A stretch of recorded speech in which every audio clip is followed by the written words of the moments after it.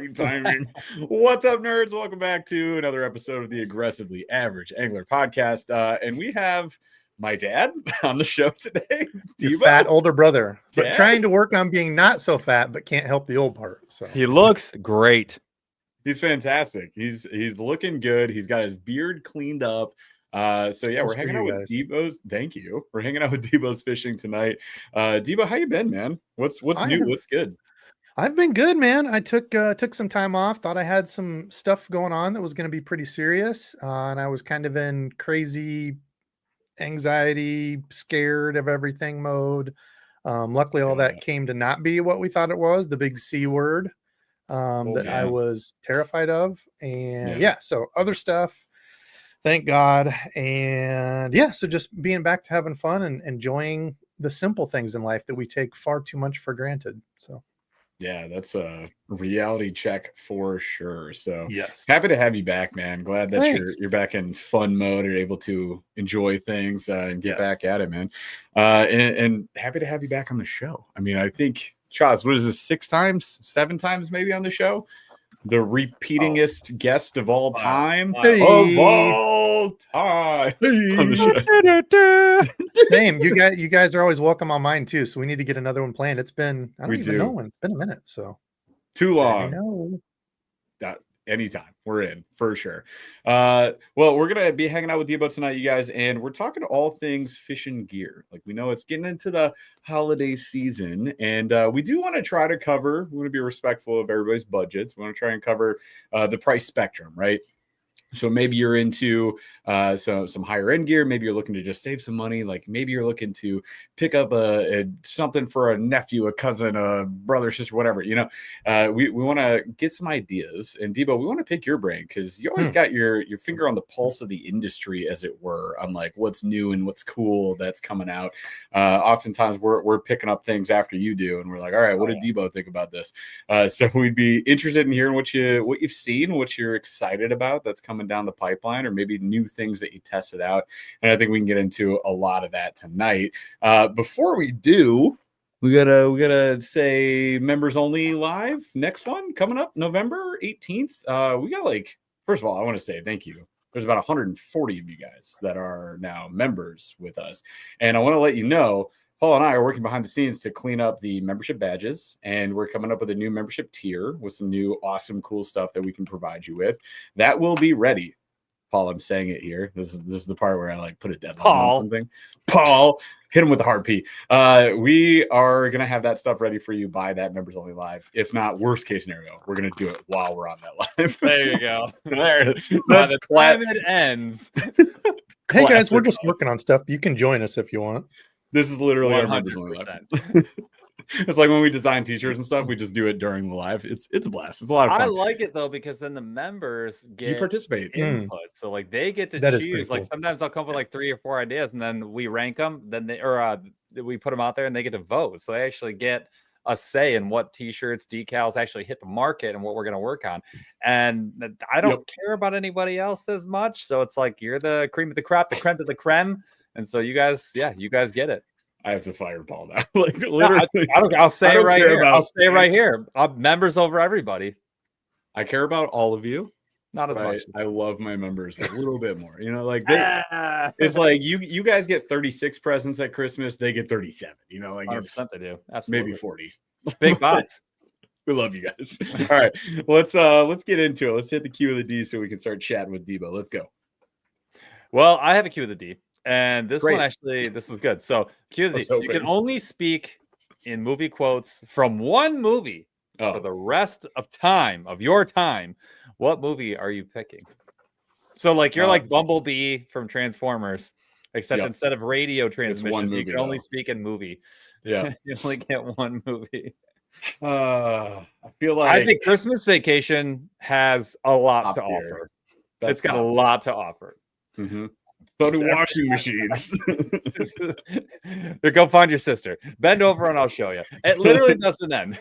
That ain't that's a good one. Christmas tree. That's the sewage treatment plant. It never ends. Yeah, that's a good one. There's a little knot there, Russ. There's you can work on that. I think Jeff and I quote Christmas Vacation once a week Pretty much standard. nonstop. Yeah, absolutely. Why is the floor all wet, Todd? I don't know, Margo. It doesn't end. Exactly. That's a good one. I'm having a hard time beating it, honestly. I don't know who's like. There's got to be some Will Ferrell movies just because of our collective ages. Like, I feel like Will Ferrell movie probably could work its way in there somewhere. Like Anchorman's got to be, but like it faded. Christmas Vacation has not faded. I think a Jim Carrey or Step Will Brothers Ferrell is good. Step Brothers is a good Mask isn't movie quality. I don't know. Yeah, I 100%. Did we just become best friends? Yep. Yeah, you want to go in the basement, do just something about your face. Or is there anything I can do about it? No. No. He's gonna eat that like Kobayashi. Catalina wine mixer. I mean, I want to see what else is on here. Caddyshack, Forrest Gump. I don't know that Predator. Rob, how many lines of Predator do you have memorized? Lebowski's get to the chopper. I think Lebowski's pretty good. That's got some solid ones, but not as many as it's pretty much just a bunch of hey mans. Like it's Boondock Saints has some really good ones. They You're don't be aggressive in a lot of situations. They're not. It's not as flexible. It's not as flexible. Not a lot. There was a firefight. Talladega Nights is very good. Spaceballs has some classics. Absolutely. Tropic Thunder. All right, I will give you Tropic Thunder. That's a good one. I will. Mother Nature just Mr. Pantsuit. There's a billion, and they give it up. It gives some solid ones. Princess Bride. There's some good ones. There's some solid ones in there too. Oh, brother, where art thou? Oh, and stay out the Woolworths. It's pretty good. Like now that I'm thinking about it, but like I don't know if I know enough. I've only seen that movie like maybe 3 times. They turned him into a horny toad. And the delivery, I think, matters in that movie. Like you can't say them flat. Like you gotta you have to deliver if you're gonna be quoting that one. All right, I think. Oh, what? All right, I'm sticking with Christmas Vacation. I don't think it can be topped. I'll say it right now. I'm with Tropic Thunder is very good. All right, Debo, so that's our cue. Those are mine. I was just trying to think of a long movie, maybe like with a lot of options, like Scarface or something like that. There's something about your little friend at work. Like I don't think that's gonna. Yeah, that's my little friend. Okay. That's all you can say for the rest of your life. Also, that movie has one of the. I don't know. That movie has one of the longest scenes, uncut scenes with no words in it, of any movie ever. Really, the one where he walks down the street when they do the guy in the bathtub in the hotel room. That is like a 6-minute scene or 7-minute uncut scene, and there's no words. Like it's insane, absurd. I love it. Lots of good options in there. All right, let's get into it for today, shall we? So I wanted to start with rods because, to be honest, like one of the reasons I started following Debo at all in the very early days when I started watching content was the rods and the reels, and I feel like Debo has this really awesome, like nuanced perspective that like I just frankly don't have. Like, and that's why I like watching Debo stuff because he'll catch things that I miss all of the time. And he knows the market. He knows everything out there. So we kind of had our favorites when we talked budget, right? When we were really hitting because we kind of talked about there's like $100 and less is like pretty cheap, right? Like that's you're definitely if you're in the $75 to $125 range these days, I think that's budget. And then value hits at like 150 to under 200, something like that, like rough range. So I don't know if we stick with those on the rod side. Debo, if you're like, okay, it's the absolute most for the money, but it's going to be under that $150 ish.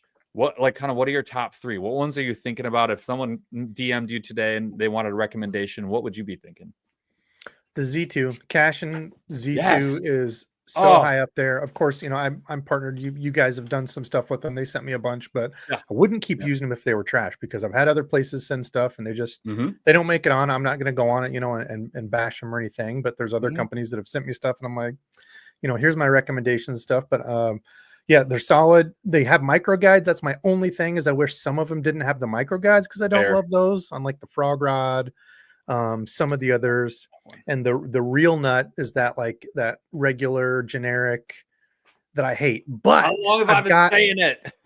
I might have to. I'll jump up and grab some of the stuff because I found 2 super easy fixes, and if you put them together, they're like impeccable, impeccably nice. So I need to do a short video. What are your favorite ones? Because I know what I can envision my favorite Z2, or not the Z2, but my cash in element in my brain. Like I know from that lineup, I know what my favorite one is. Which one do you like the best? Multi-purpose, jerkbait, and the frog. Oh, well, of course, we knew that. But the frog for flipping and pitching, because like the worm and jig to me is too soft. It is. Ooh. But that is my favorite rod. But some people like that if you like the soft rod. Everything else.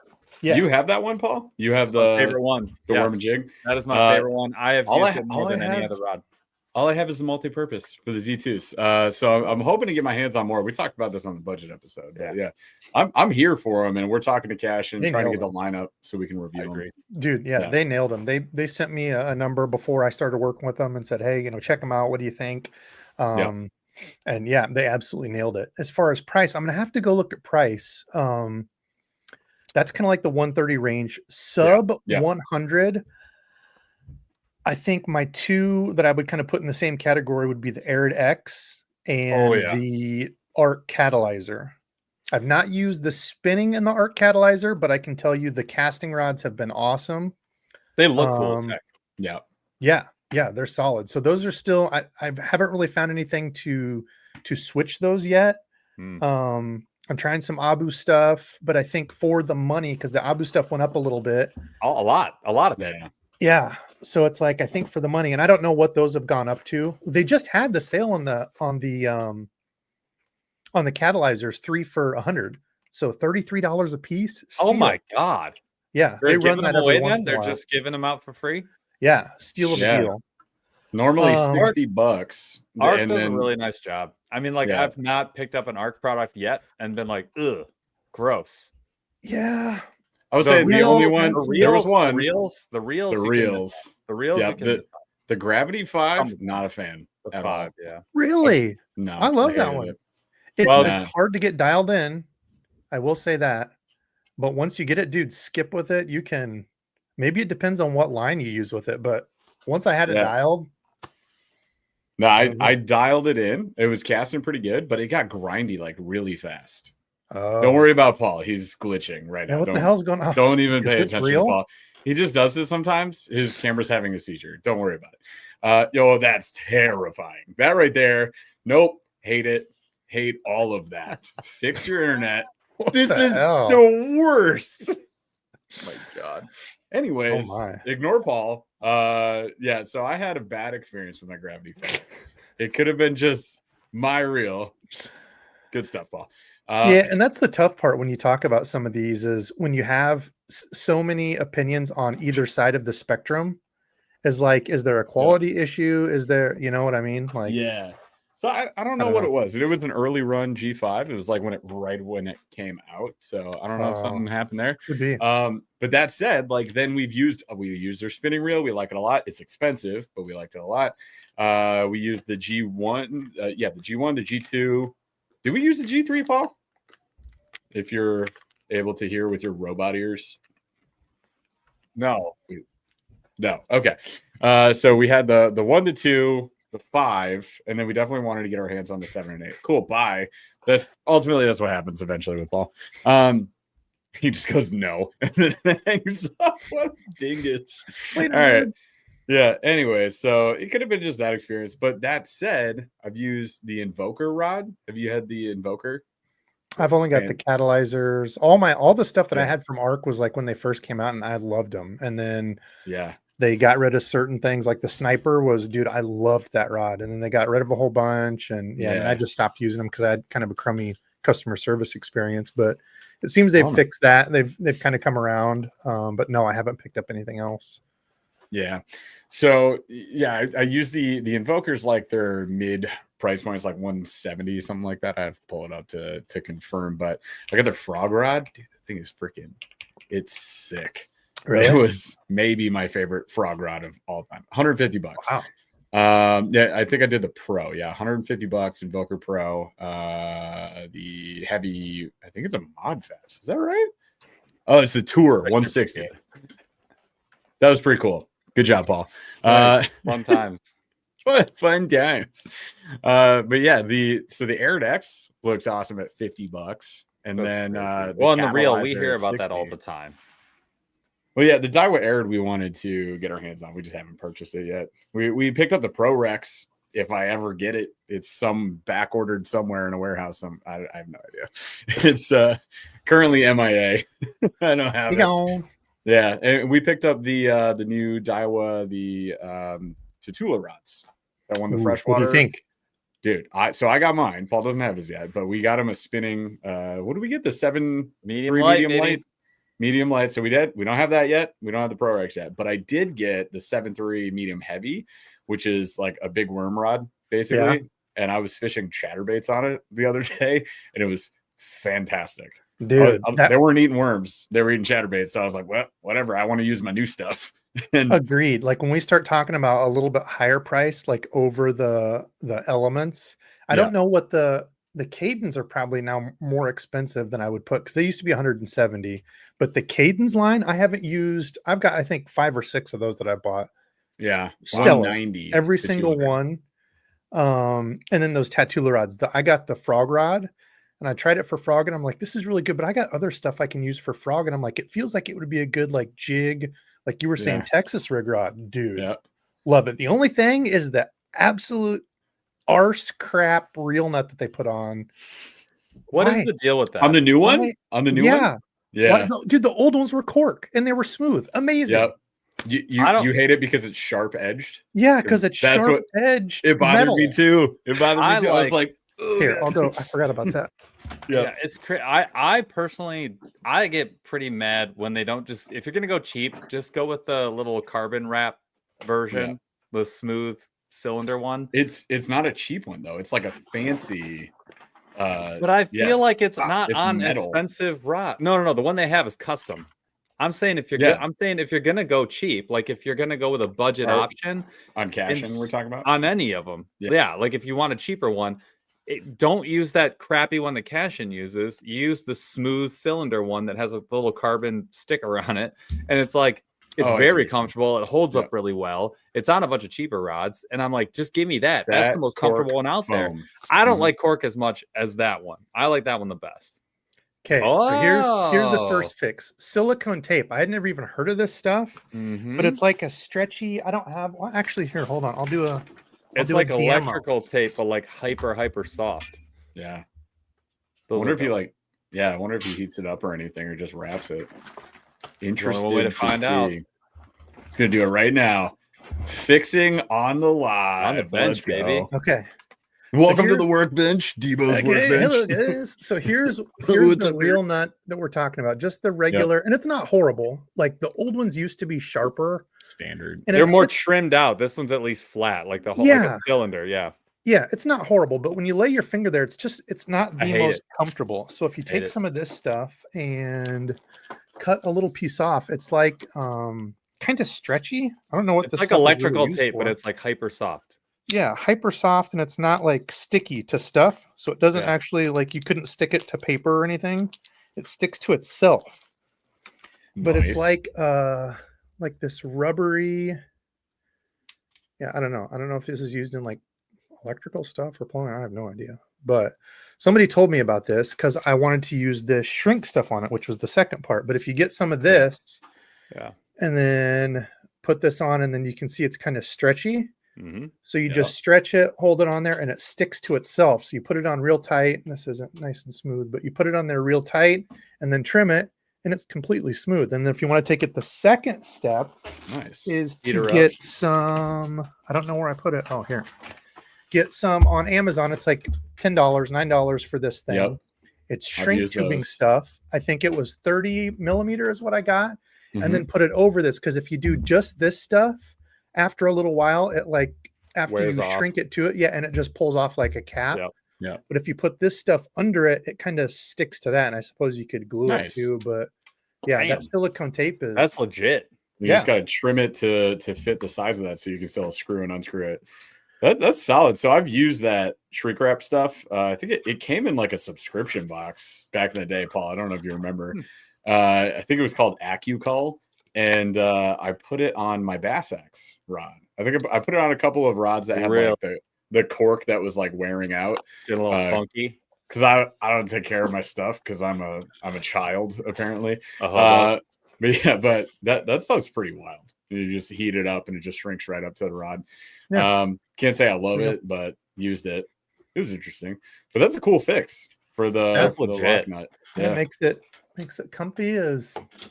But then you're not like cutting it off and trying to replace it or like whatever. Like it's like that's legit. I hate that thing. I've been asking for him to get rid of it since the dawn of time.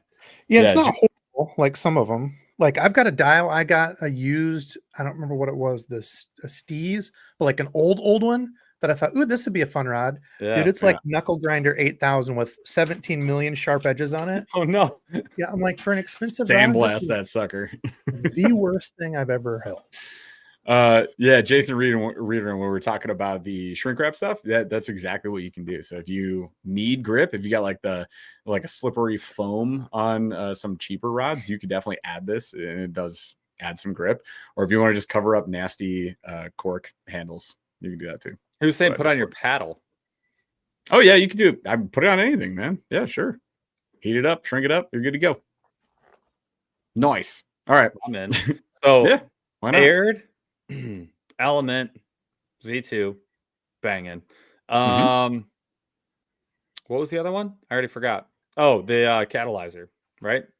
Yep. Yeah, the arc. Yeah, those are freaking pretty solid, man. Yeah, I think those are good options for just about anybody. Any other rods that are like standing out to you right now? So I remember I bought the Viper 2 years ago. It was 120, I think it was 119. Was that Arc Viper? Dude, that thing's a slapper too. I love that rod. And it comes in a bunch of not weird, but like more niche actions. Like I have like a 7-1 medium. You have caster. A 7-foot medium because they don't make a 7-1, but yeah. It's sick. I love that thing. It's like a little, like for small cranks and like small swim baits, like early spring stuff. Dude. And it's so fun to fish with. I love it. It's like that little, it's like the fairy wand of bait casters, but it handles fish like I've caught, like I take it to my cot, like to Lake St. Clair, and then off the break wall, I've caught tons of huge smallmouth with it. It's so fun. Yeah. It made for a really nice combo. Also, Daryl, ice fishing talk? Don't hit me with that yet. We're not desperate. I mean, Debo is wearing a Striker ice fishing hoodie. I'm excited. I'm excited for ice fishing. I think we're gonna get it now. So we gotta get it. Yeah, we're gonna be cooking some ice here this year. We feel good about that. We'll have some. If not, I'm going northern Minnesota for a few days. Oh yeah, that's where I just actually, oddly enough, like this morning, noticed the scar on my foot from when I sliced my feet open. When you I can't wait to go ice fishing with you in your foot. Yeah, dude. I was like, oh, I forgot about that. Still not ideal. There. It's definitely there. It was not ideal. Hopefully you don't do that again. Maybe we'll check our drill settings before we go. Let it rip, Tater Chip. Cool. Whatever project I had before, that's the setting. You start. You go first. That's fine with me. Ew. Will we go ice fishing this year, Paul? Will we film it? I guess I know we will. Well, we'll film it. Will we post it? No. I mean, if the internet liked ice fishing, I would, but you know, there's like 5 big ice fishing creators and they get all the views. So we don't even there's no point. Yeah. There's no point. We will go ice fishing. We'll post some Instagram stuff, do some stories for sure. We always have fun when we're out there. So we'll do that. It's true. Yeah. I've tried it a lot of different ways on YouTube. Debo, have you had success with that? Oh yeah, mine don't do great. I noticed with the underwater camera, they like that. To me, it's pretty fun doing like the layover. So it's so much work. Oh my god! Really? Like when you want to switch a spot, I'm like, just take me out. We run and gun. We run and gun. Drill 5 holes and throw me in there. I don't care. It's those like the Canada ice fishing guys and gals, and then like Minnesota. There's like 13 people out there, and they're sitting in the same spot for 4 weeks. That's not the same thing. So that's what I'm saying. They park on it. They take their ATV out there. They're able to park on the spot. You know, it'd be cool, like the Aquaview shed. Like if we could get the Aquaview shed, if they were filming somewhere and they were like, "Hey, you want to come hang out?" Watch us catch 7 finger-sized perch. Nah. If we're out with if they pick the spot and we're out there and they know what they're doing. Yeah, like, if they want to do all the work, yeah, sure. I mean, that's what I mean. I don't want to borrow it and bring it up here. No, yeah, they're like, here, take the shed. Go catch nothing. Go catch a cold. I would get bronchitis like everyone at work. No, thank you. I would go film with them. Like if they were on a good spot, for sure, that would be freaking cool. Have you seen? Did you go in that? It was like a couple iCasts ago. But the Aquaview shed is like gigantic. It's got big TVs for like their live scope and everything, and it's ridiculous. So I mean, Aquaview, if you guys don't know, is like the expensive, fancy underwater camera. Markham's another one, and then we've used like the really cheap, low-end ones from Amazon, which are terrible. But imagine just having a shed rigged just for that 60-inch like flat screen TV running underwater cameras, and you can see everything that's happening in like a 360-degree area. It's pretty ridiculous, but really cool little setup that they had there. Anyways, too early for ice fishing. We'll talk about it later. Promise. Maybe on Instagram, at the very least, we'll do that. Let's go on to reels as Paul moves back into stutter mode. New reels or reel options, Debo. If somebody's coming to you right now and they're saying, "Hey, I want to get into some new bait casters, maybe spinning reels," what are some top of mind options for you? Well, I just did. It's kind of weird. This is kind of a weird like spot now since stuff has gone up, because the days of the $100 aluminum frame reels are gone. Like I think the SLX is the best buy if you've got that $100-ish now, because that's up to 115, and I think that's like one of the best, cheapest. Somebody sent me like the BPS Pro Qualifier, which I didn't really like. The one that I had, mine felt loose and kind of grindy, but it's similar to like the Lose LFS. But those have gone up to like 130. I don't know if it's still Lose or not, but is it Lose? Because if it's loose and grindy, it's got to be Lose. Yeah, it's probably Doyo. They used to be Doyo, like the same, almost exact same as the Lose. But yeah, mine, I don't know. Same thing for like a lot of the bait casters, like we were talking about, like the Arc G2, not a bad reel, but at $100, carbon graphite frame. Same thing for, I just got the Daiwa, just did a review on the Daiwa aired 80. So the one that just came out, the silver one, I was all excited because it said MagForce brakes. I did a whole rant. They're not MagForce brakes. They're just the regular little magnetic disc brakes in every other reel. So I think that was kind of shitty marketing from Daiwa to use that. But yeah, pretty much all the $100 reels now, it's even some of the stuff that's over $100 now is all graphite, which really stinks. So it's like, I feel like that 150-ish is now the sweet spot for like a good quality reel. You can't really say budget anymore because 150 is not cheap to spend on one reel. Yeah. So we've been calling it value. It's like once you get to that, it's something that will, it's a good bang for the buck. You'll be happy with it. It's going to perform the way you want it to or expect it to, and it's going to last like that. If I'm spending the money, like that's the thing. It's like I could spend $100 and it's going to crap out on me. Well, 5 seasons of hard full-time use and not feeling like it's going to be trash after. Because that's the thing. Like, I know I was crap on Lose, but like as an example, I'll use it because I bought a bunch. And a lot of time, if I don't buy like they're super high-end, like higher end, I'm kind of like, it gets loosey-goosey and grindy. And I'm like, I don't like it. It's not good. Versus that doesn't really have like, I'd rather spend $200 on a Corrado and just be like, fine, I'll use this for 10 years. Good. Whatever. I'll never need to buy another one. I think the Corrado 150, that's been one of my favorites this year. I got it before it went up, and I used the code they had for the sale. Tackle Warehouse had like a 10%. I think I got mine for like 180 or something. Yep. Like I got the M for the 190 delivered to my door. And I was like, now they're 230. The 150. Paul, you got the previous iteration. This is the 2025. Oh yeah, that's right. $235. Yeah, they went up. Yeah, it sucks. So it's getting roasted in the reviews on TW. Dude, it makes no sense. I saw that too and went and looked at them, and they're talking about different Corrados and stuff.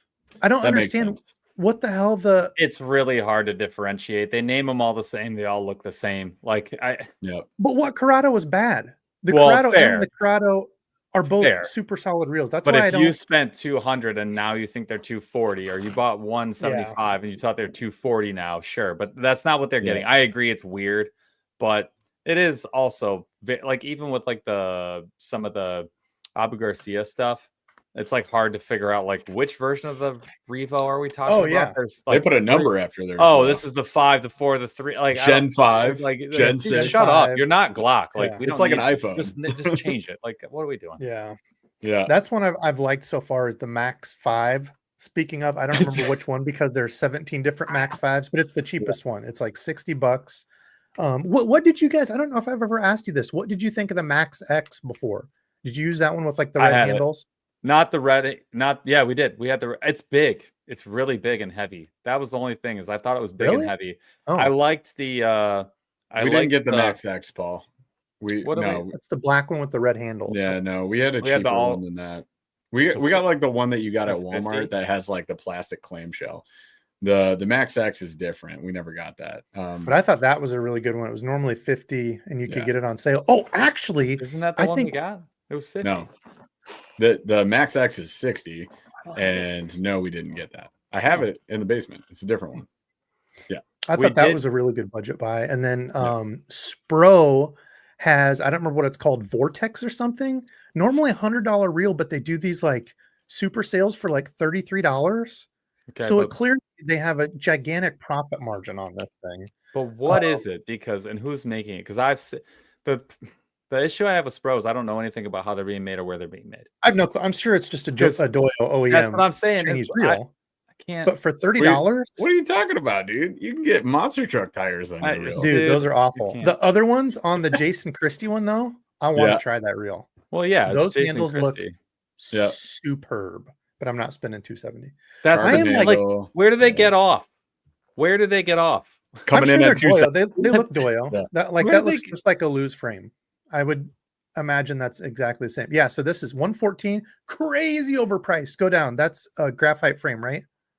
Is this pretty sure yeah, that's the one. Hold on. Offered. It doesn't say. I'm 90% certain it's graphite frame, but that's the one you can get for $30. Dude, $30. You're sure, for $30, absolutely. Dude, steal. 115, dude. It's tough. It's tough to dial in a little bit, but steal at $30. Sure, $30, anything. Classic right? Spro. Anything. But dude, what the frick? Like that, the whole situation. I'm not buying one. We toyed with it about a dozen times, and I can never bring myself to do it.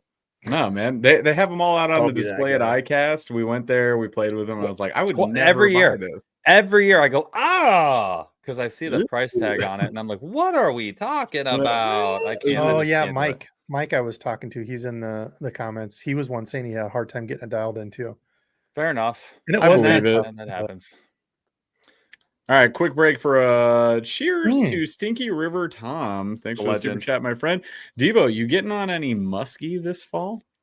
Oh, Stinky River Tom, you must have missed my live last week. I don't know. I don't think I see you in there.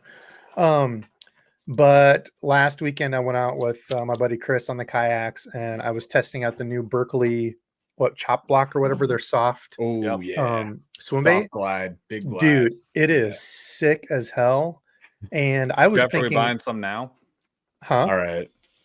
Dude, it's not. I'm not gonna be able to get it now, but walk super easy. It is awesome. I've got an extra one if you guys need one. If you can't get any.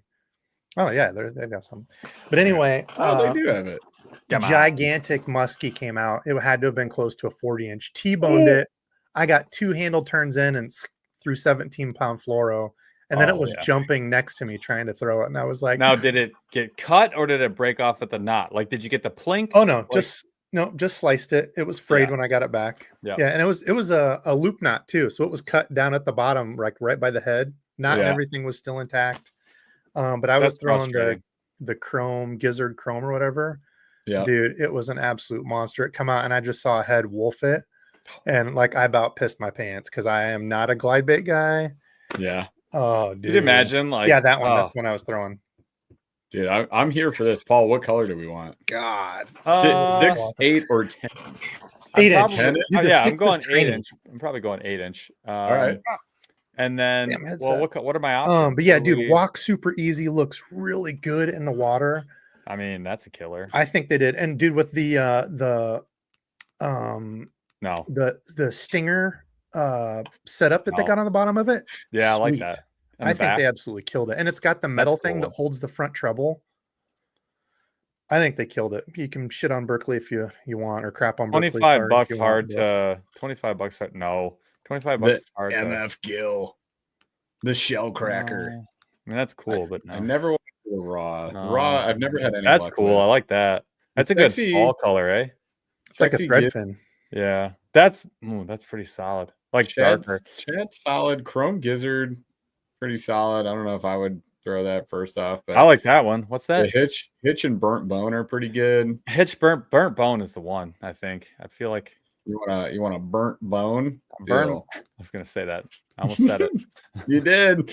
All right, secondary color. What do we? I like that. The second to last one, maybe the thread fin. That one's pretty cool. I like that one a lot. Always like the little chartreuse. That one's pretty cool too, though. That's cool. Sexy gizzard. Stinky River Tom lost one too Saturday. Oh, damn, dude. Sorry dang, bro. Wait, I'm gonna let Debo. Debo's gonna pick. All right, Debo. Do we go sexy gizzard, or do we go? What was the other one, Paul? I get that burnt bone. I was gonna get one, and they were like out of everything. Oh, yeah, we have burnt bone is one that we grabbed. So now we're looking at probably. I kind of like the shell cracker one for like that was pretty wild bluegill spots. Yeah. I'm not a great swim bait guy, so don't listen. I hate the natural. If I'm being honest, I always hate the natural. I never have as much luck with naturals. I don't either. I never do. I stopped buying perch altogether. All right, shad or sexy gizzard? Shad. They all look good. Just buy one of each and go darker. All right, there it is. We did it. Moving on. Somebody else was saying the Baits EDC. I want to try that one, the DC reel. Oh, did you guys get to test that one at iCast? Yes, we got our hands on it. I would like to use it. We asked them if they'd send us one. They ghosted us. They said yes. When it comes out, we don't have it. Well, they said yes in person, and then we can never get a hold of them afterwards. So, yeah, I mean, it's one that we would definitely try out. It's solid. I think they did a nice job with it. We did get to use it on the water, and did it cast well? It worked. It worked. Yes. I mean, I got to cast it 4 times, like for what it's worth. It cast well for a couple times. Yeah, feels good. It's not, it's not at the level of quality of the other ones, right? Like because of the way that they manufacture it, it's just different. They're using a different manufactured cast, right? Yeah. So it's just not quite as I'm on the list, but it's cool as heck, man. I mean, it really is. Yeah. And for the price point, look, $200. It's not. It's value for what it is. It's not value for the price point. It's at least bringing something different to the table, and it's like. You give it some credit for Baits trying to make something affordable. I'm saying look at the Corrado DC now. It's value for what it is. It's an aluminum, American made, fully assembled, like it, and with a chip. It's $200. That is a value for what it is. Is $200 a value price? Yeah, no. $314. What? For what? The Corrado now is up to $314. Like, just stop, right? Bro. I mean, no. Tariffs are bad and kind. Well, I think so. I think tariffs part of it, but there's also just an element of everything. Did you ever think you'd see the day? I didn't think I'd see the day this past 300. I thought Shimano had enough reels well above this point. I think, dang, the Corrado series being pushed up and out. Oof. Ekin Vang. How much is the SLX MGL? Because that was always a dark horse reel for me at 150. Probably my favorite 150 reel, but I don't even know what those are now. 169, 164. Okay, so that's pretty good. I have the SLX XT DC. Mm-hmm. It's amazing. Comes in a 70. Took forever for you to get, but if you can get it, fantastic. It's sick. It's kind of like I have a Scorpion. What I've been throwing on my jerkbait rod is that one, the SLX XT. I didn't even use my Scorpion DC this year. What? No, not once. Whoa. Not even once. Yeah. I don't know, man. We'll have to bust it out for something. But XTDC is pretty rad. It's surprising it's not in America because I feel like the XT has a really, really good name here. I feel like the XT, a lot of people were gravitating towards for That's sure. what I mean. Like people are not afraid to spend up for the XT. They like the XT. Yeah. A lot of people say, forget the SLX, go with the XT. It's worth the extra $30 or whatever. Yeah. And I hear it all the time. So I'm kind of surprised they're not, not bringing it stateside. They ain't bringing it. Army Outdoors 88N, member for 55 months. Good grievous, my friend. Appreciate you, brother. And he says, good evening, y'all. 'Tis a great day in the Pentagon. It's so hard to not drop the boat in the lagoon that's connected to the Potomac River, I bet. That is right next to the Pentagon. Great live as always. We appreciate you, brother. Thank you so much. Washington your way up the river, dude. What are you waiting for? Just don't fall into the Potomac. That's my best recommendation. You gross. Yuck, yuck, yuck. I agree with Mike that SLX DC XT does have the sissy handles, just like so many dios with the sissy handles. 70 size, they do cheap out. But that's easy to fix. It's not expensive either.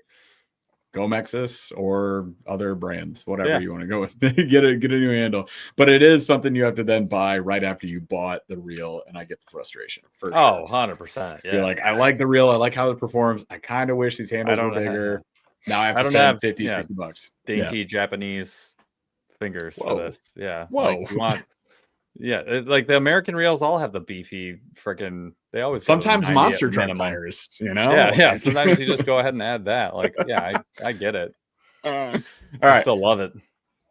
What other reels, Debo? What else is top of mind right now?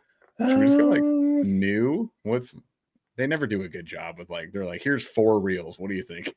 I don't really have. Yeah, I mean, out of the new stuff, I did get one of the budget Lose just in, and already just feeling it, not happy with it. It's like the $79 one, and I'm like, ooh. What about the LFS? The new. What about the Beast with the grips? It's good. I feel like the drag is not as strong, but it's also $139 now. Went up $40, dude. Yep. Like what? And that's like, so it's a weird place. Like, yeah. And I think they kind of screwed themselves because they gave away, I mean, at least for the short term, because they were like giving the LFS away for $80 for like 3 or 4 months. Oh, right. Yeah. The old version. I got one and I will never need to buy another Lose LFS. Yeah. Great reels, but at $140, man, it's just brutal. Yeah. Put the extra 20 with it and get an SLX MGL 70, and that's probably I think the MGL is like it's probably the best all-around reel I've used in the last like 2 or 3 years. Yeah, like besides super heavy stuff, I agree. Like it is a caster. It's a beast, dude, and it handles like there's been nothing where I've not been happy with how it's worked, and I feel like the Excel, that one there, that's one I just got. Quality's insane. I'm surprised that the Pro Gen 3, the custom, is a best seller. The best sellers oftentimes are like, what? Yeah, I don't. It's because they make it up. They $300 hairs. I bet if you checked all the best sellers, they just throw that reel up there when they need to sell it. That reel is sick though. I did buy one of those when they had the 20% off sale. It's the Custom Pro sick reel. Yeah, I bet. I remember checking that out. It better be. Yeah, that's it's way the price point is way jacked. Any reel for $300 better be. I think what makes me mad about that reel is how they're trying to like sell you that they've like invented something new, and I'm like, everybody's had all this stuff for forever. None of this is new. Like, no. Now it's the Excel RX. It's the RX. Dude. Oh, that one. Yeah, I thought you meant the Custom Pro. I was like, what? No. The whole RX brake thing cracked me up. Yeah, because they introduced those like last year. Yeah, on that reel, and then the other one, the Custom, which the old Custom, not this one, but the one before that was a great do-it-all reel too. I absolutely love that one. Yes, I had one. It's I wish they wouldn't have changed it. Yeah, the old one was like the only one that I was like, this is worth paying Gen for. 3. Yeah, the Custom Gen 3. But they used to be $150. Those are $200 now. What the hell? I had one of those because I was. Yeah. Boo. Well, the BB1, right? The BB1's right here, $219. And the Custom are the two that I'm like, yes, I still have my BB1 and I use it and I like it a lot. So the BB1 when you got it was $199. Yep. And I'll give them that one. That one was a sweet reel. I liked it. Mm-hmm. Is you still have it? Yeah, I still have it. It's good. Their stuff is for the price. Like I'm a Daiwa fanboy, so like that has been most of my stuff that I've used. Like the Tatula 80. You know, they had sales on those for like $150. The regular like $210. Yeah. Like, yes, I'm going to use that for $150. But yeah, a bunch of good ones. Those don't make sense. The CAs, the CCs, like because they suck. No, they don't necessarily suck. It's we just had the CR80 and it sucked. Yeah, the CR. Really? I had the CC80 and mine was great. CC and CR, there's totally different. So one of the problems CR was more expensive. Yeah, I know, but the resin BS it's not nice. It's not nice. It sucks. It's not fun to look at. It's not fun to hold. It doesn't. Interesting. It's yeah. annoying. The CC80 used to be $50, and for the money, I'm like, yeah. And then they've got like one at every $10. They got price three. point. Yeah, they basically add $10, and it just changes either the side plate or Makes the no sense. frame cover. Yeah, yeah. It's a little transformer. There's a CR. This thing is doo doo. Just absolutely. Sorry, I'm sure that the rest of them are fine, but that one I didn't like at all. We fished like 7 budget reels under $100, and this was the bottom. It was like really bottom. Yeah, dude. And we thought we bought it kind of thinking like, yeah, this will be the one. We're like, it's gonna wreck everything. What was the Abu one that I got then? I got the white one, the all white one. Oh, that was the Pro Max. One gear ratio, the 7:1 to 1. Max. I'll be honest, like I liked it. I used it for it was that's the exact same as the Max X that was $50. And I think I had like a couple more bearings. Yeah, I thought those were great reels. I liked mine. The one I got, I was like, I got no issue with it. It was a little bulky, but otherwise, it's fine. Agreed. Had no problem with it. What's the Tattoo 100 up to? No, I'm honestly kind of done with expensive stuff. Like, I was there for a while, like a couple years ago. I was all about like, I'm going to try stuff all over. And then I just wasn't using stuff. And like the most comfortable I feel is like 130 to 170, I think is where you get the best bang for your buck. Yeah, I think that 180, 225 is like 200, probably 180, 200. I'm like, I'm not going to be mad. There's almost no reel I'm going to get where I'm going to be like, like the Tattoo 100, great reel. It's gone up. So that used to be like what, 169, I think. So it's gone up, or 170. Was that what it was? Yeah, I think it used to be 169, I want to say. But I love the Tattoo 100, the little 80 the there. Tattoo 100 is amazing. I love the Elites are all good. I mean, love the Elite. Honestly, once you get above the CT and anything else, I've not had a bad Daiwa reel, except I have got multiple Daiwa reels that were dry that you had to add grease and or oil. You mentioned that. Just out of the box needed. So I don't know if they were like sitting for a while or what, but yeah, so far I've not been unhappy. That and the other thing is they usually have a little bit bigger frame. So if you have like really small hands, you might not like Daiwa as much. But I kind of wish Daiwa would just like trim down the lineup. Make it easier for me to like navigate. Trim down the number of Tatulas that they have. That's what I'm saying. Like you got to just make this a little easier. They've got the regular, then they've got the I forget what I even have, dude. Sometimes I forget what I even got.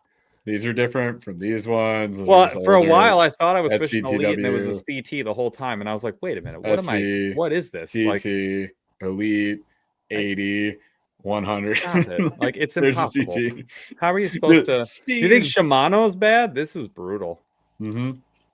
Well, they're even condensing too, because they're putting basically the MGL spool and all the stuff now, so you don't have the regular versus the MGLs. It's finally trickling down. I'm I like the updates they did on the Noski. I think it's worth. I really haven't used the new one. The original was great. And do I think the new one's worth the extra, this much money? No. Color looks like first dropped. I was like, heck yeah. This is the Optimus Prime. This is like it's pretty wild ugly color. As heck. The old silver one was sweet. I agree. I like it. I like the silver better. I like this better. Yeah, maybe. I copper, like silver, blue. I like it. You don't even. It's kind of a throwback to like the '90s. A lot of the '90s reels. Yeah, you don't even see it though. Like you put line on. You don't see this part. You see this ring and you see these rings. I like that. I think it's cool. You're allowed to like that, and I'm allowed to say it's ugly, and you're wrong. Hunted. Good stuff. I mean it's smooth attack, but jump the price up. The Noski was $99.99. It was sitting at such a good price point. I loved that. Yeah, and now it's $125 freaking dollars. Is the Miraval $150 then? I don't know. I mean, I would assume, right? That's too expensive. Yeah, I have no reason to go above the $129 Miravels that I got. Like, I have no reason to own a better spinning reel. Ew. I got the Miravel like years ago, and that is a banger. I wish I bought two. Love them.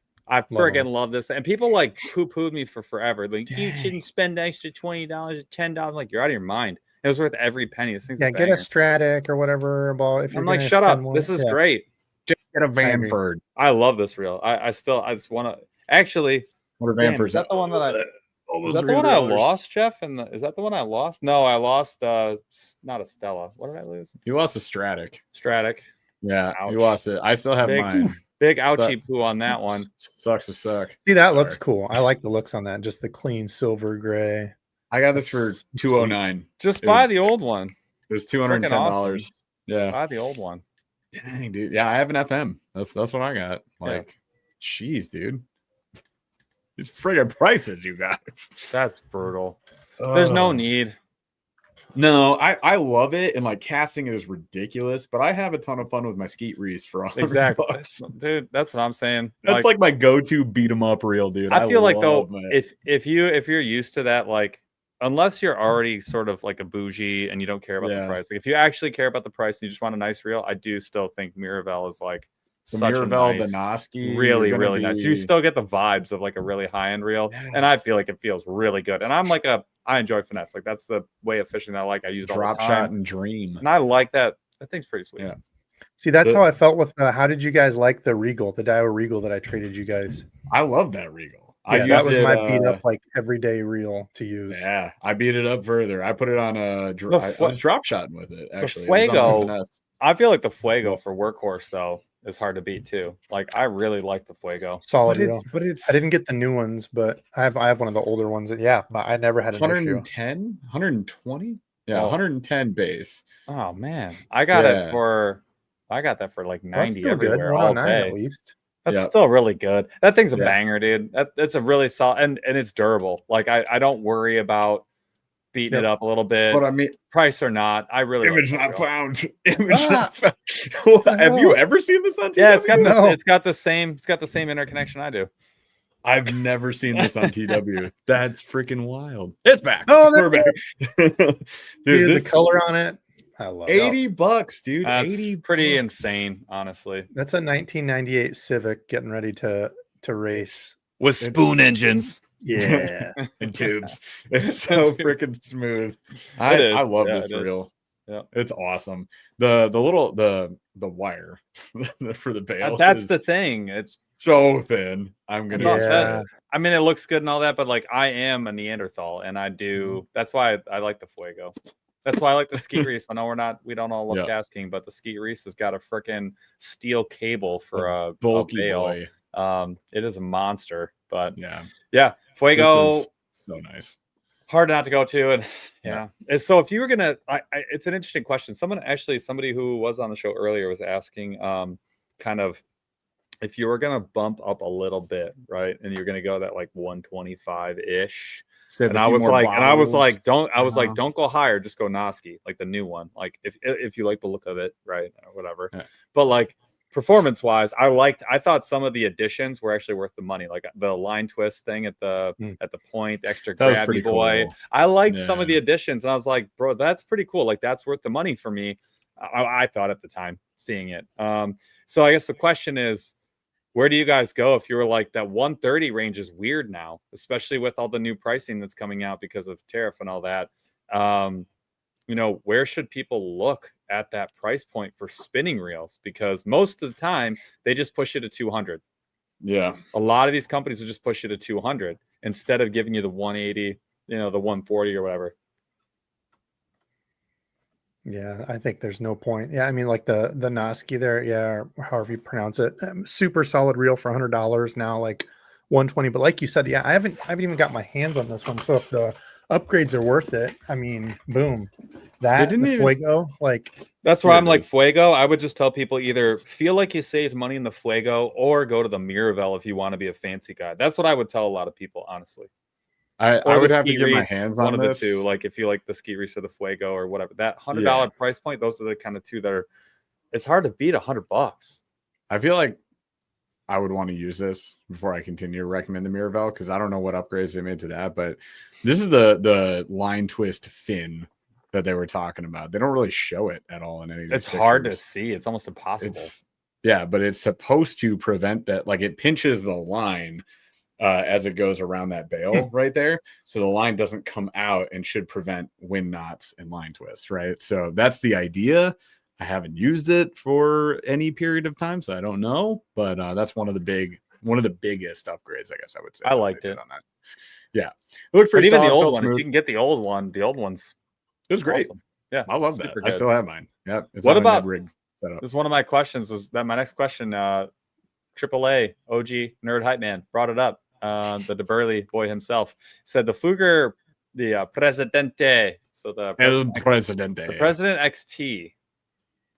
Debo, you're shaking your head.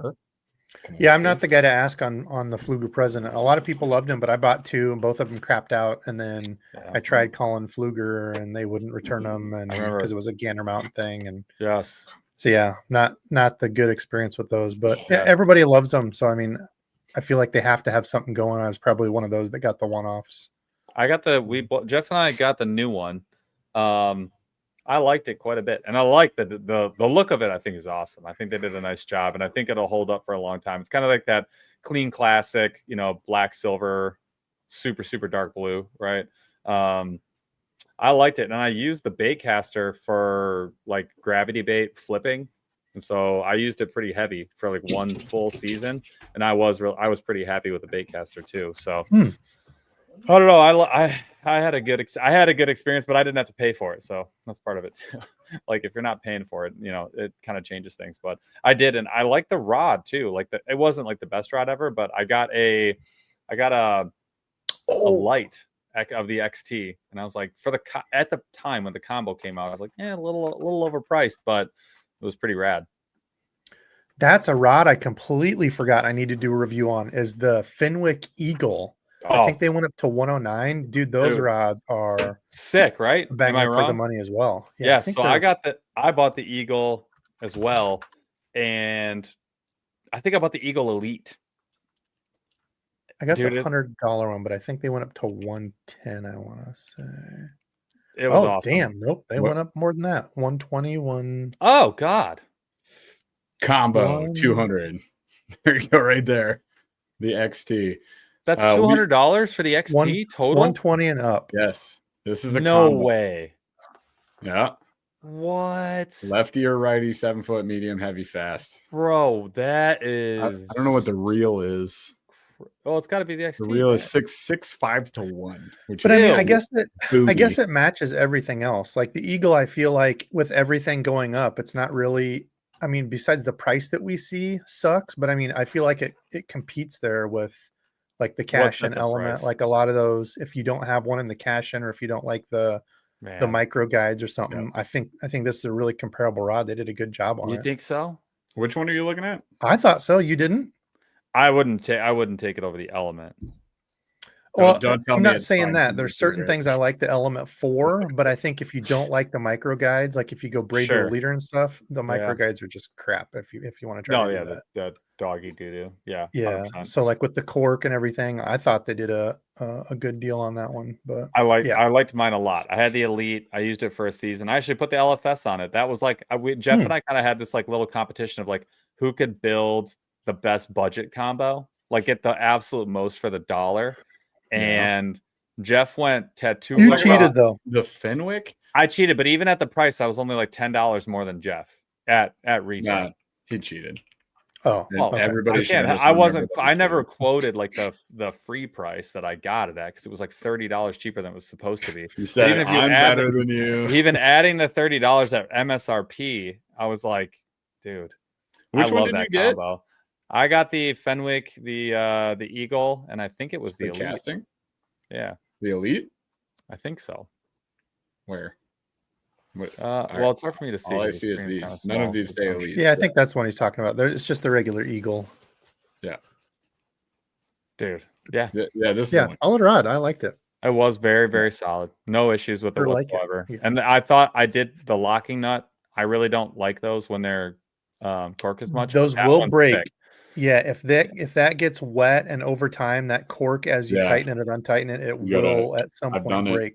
I've never liked that personally. I like I was saying earlier, I like it when like Okuma used to do this. They used to just have like this standard lock nut.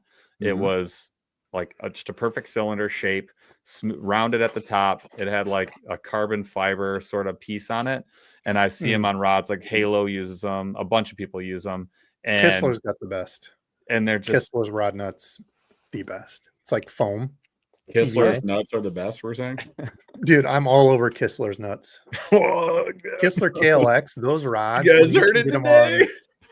Kistler does a good job, but it's the price is kind of hard to swallow. I'll take it. Yeah, that's what I was going to say is don't ever buy Kistler from here. Wait for Kistler's website because they run sales, like really good sales, like 2 for 1 and stuff. But yeah, the KLX right there, freaking love that series. Yeah. Talk about favorite frog rod ever. The Kistler frog toad rod, favorite frog rod I've ever used. And that's in the deep ocean of the kayak disaster of 2024. Oh no. One of the thousands of dollars that's one of the 5 combos I lost that day. Oh god. Yeah, I remember when they ran a sale, they were just giving away their reels. Like just Well, I got those reels one, for the money, $50. They didn't have a lefty retrieve. Yeah, $50. They don't even sell them on TW anymore. They're just done doing them, I think. Yeah, I think so. Yeah. Wait, do we have a new nerd? I think we do. Sherlock Holmes. What? That's Holmes, aka Sherlock, I believe. Welcome aboard. You are a new Sebastian. Member. I want to kill this screen share here so I can get back to my comments. Welcome there we are. Through. So that means on Tuesday, November 18th, you can join us live. Little private members only meeting of the minds. We'll do some schmiving away of some goodies.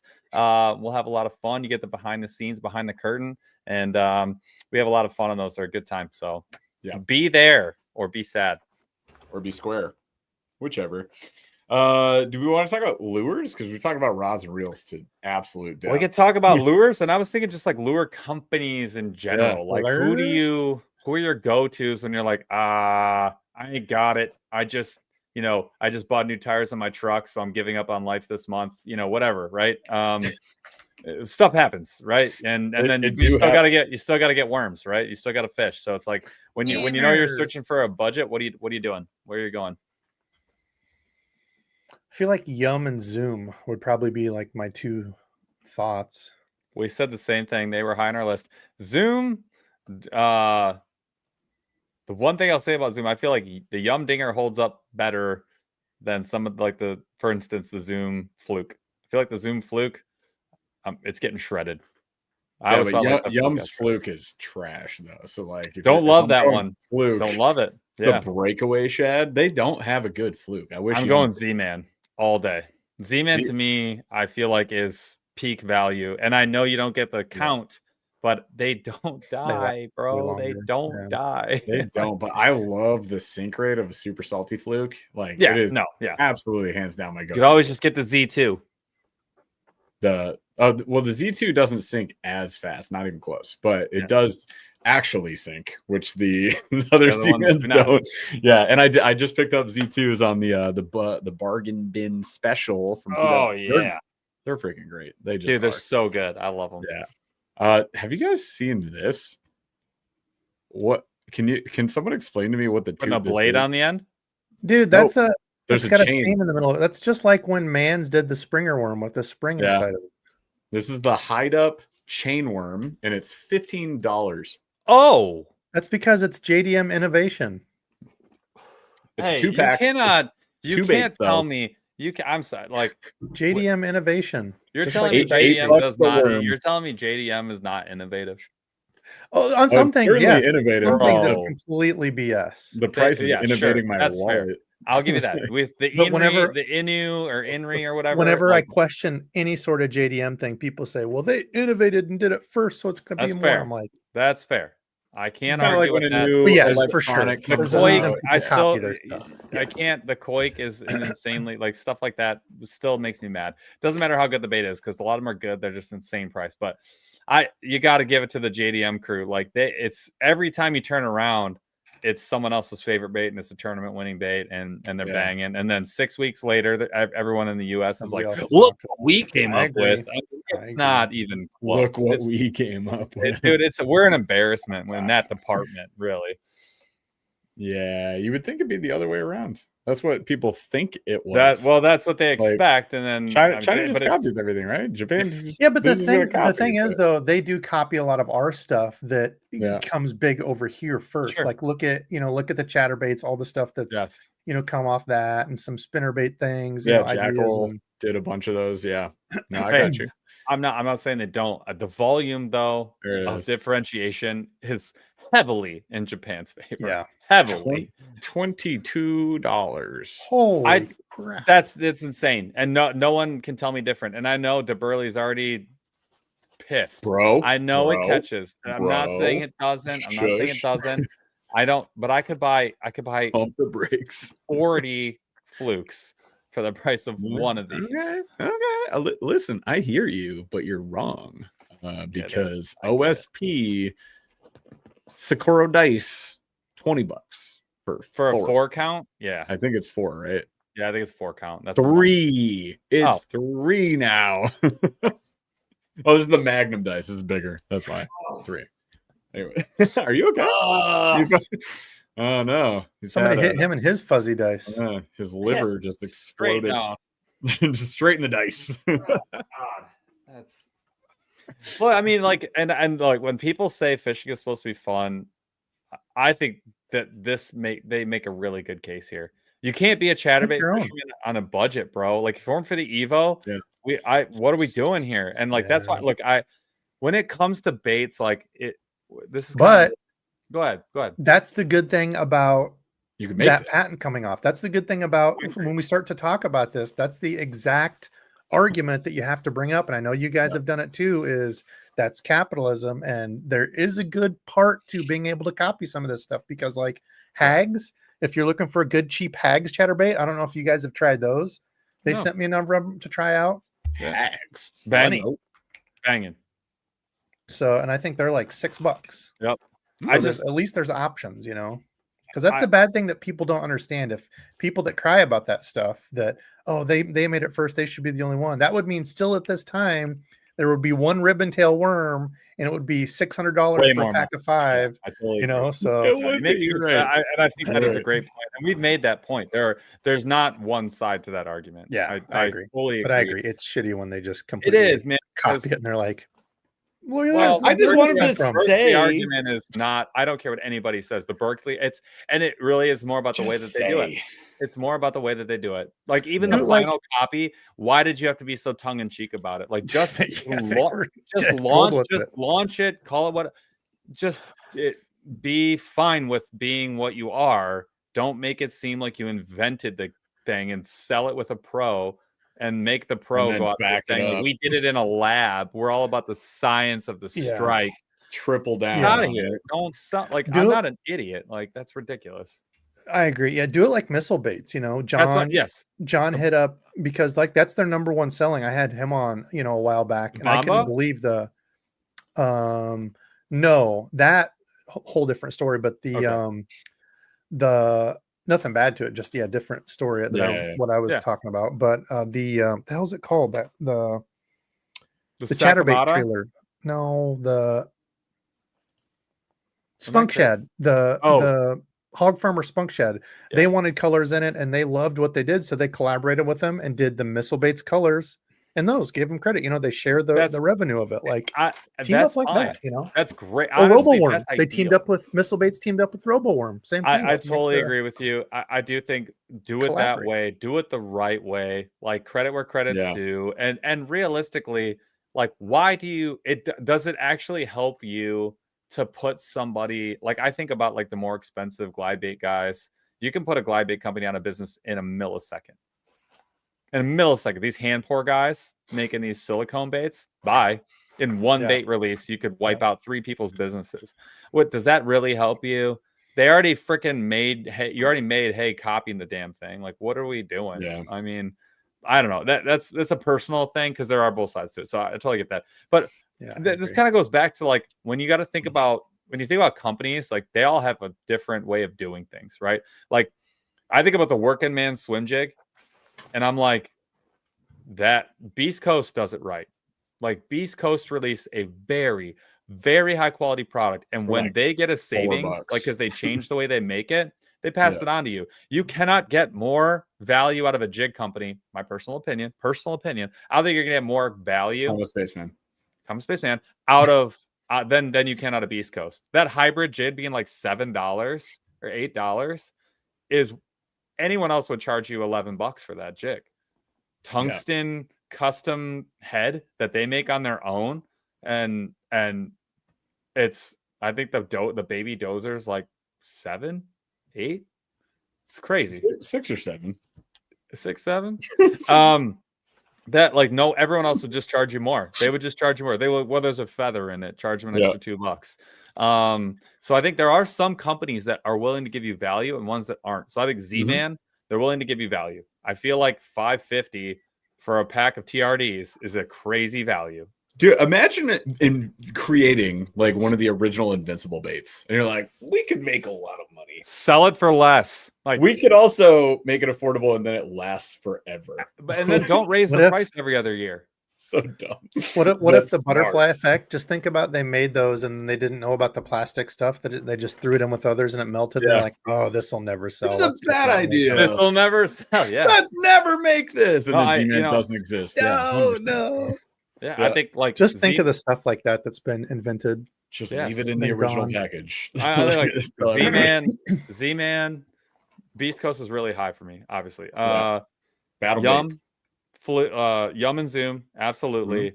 Who else rounds out the top for you guys? Because those are way up high for me as well. Like those would be, all of those are just top of the top.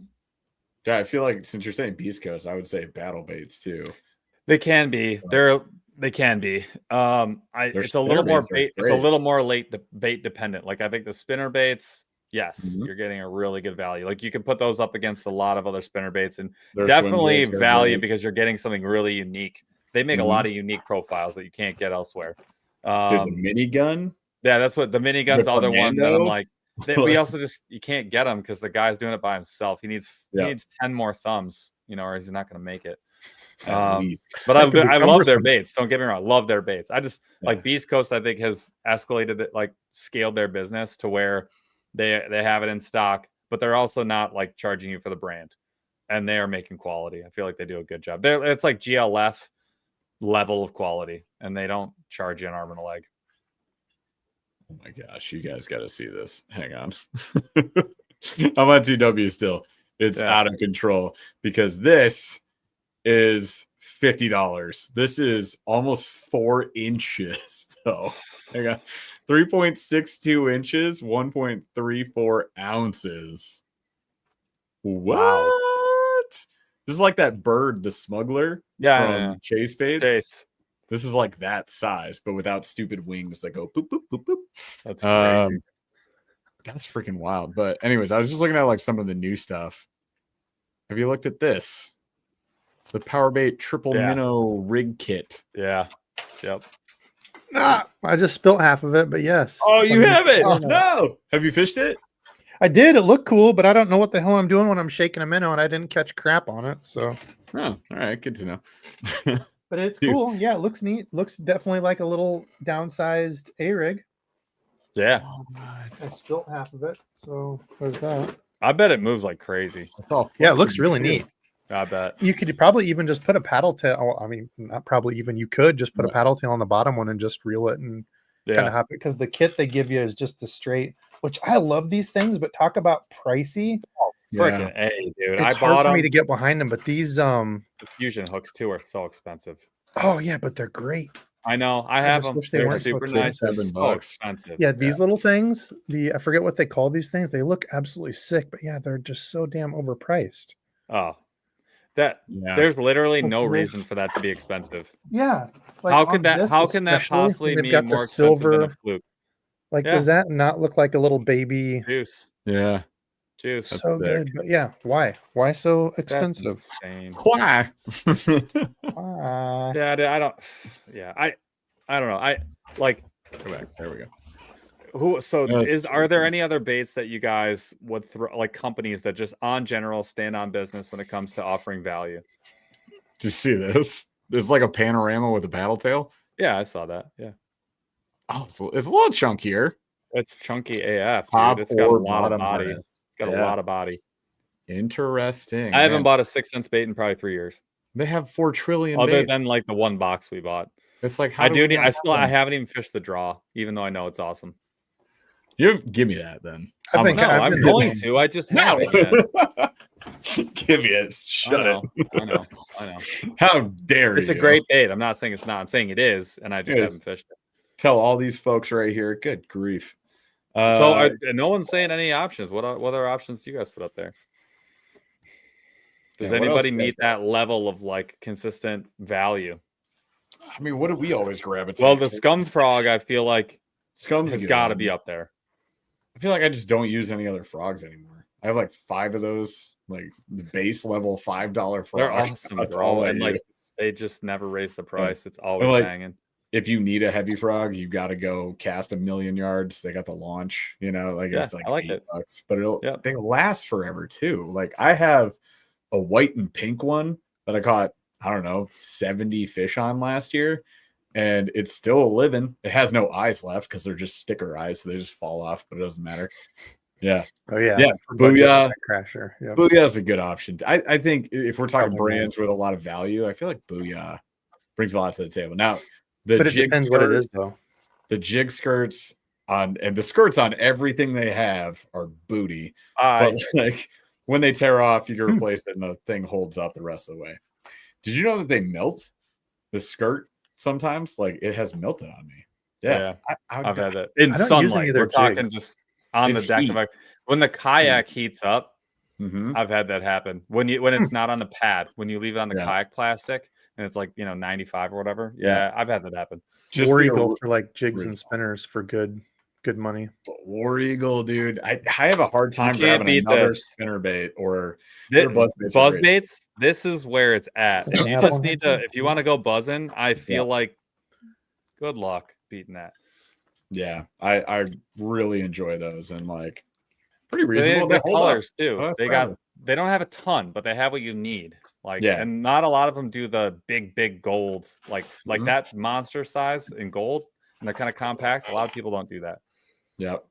The old heavy finesse 2-pack. And they've only got like 3 of them, 3 different ones. They have a football jig, finesse jig, all legit. Like, they're all legit. Their jigs are surprisingly solid. You wouldn't think you'd go to them for a jig, but you do. How about the Mike Iaconelli Shad E? Oh, what the heck! I still haven't got. No, I got these forever ago. Didn't even know I had them, so I threw a Titan hook in it. Yeah, I don't know. If it's like Gilly, I had so much. I was like, dude, this is gonna kill it on a Nico, or I never caught a damn thing on them. I had one fish for me chase it once. I had one fish. I swear to God, dude, that bait. I hate.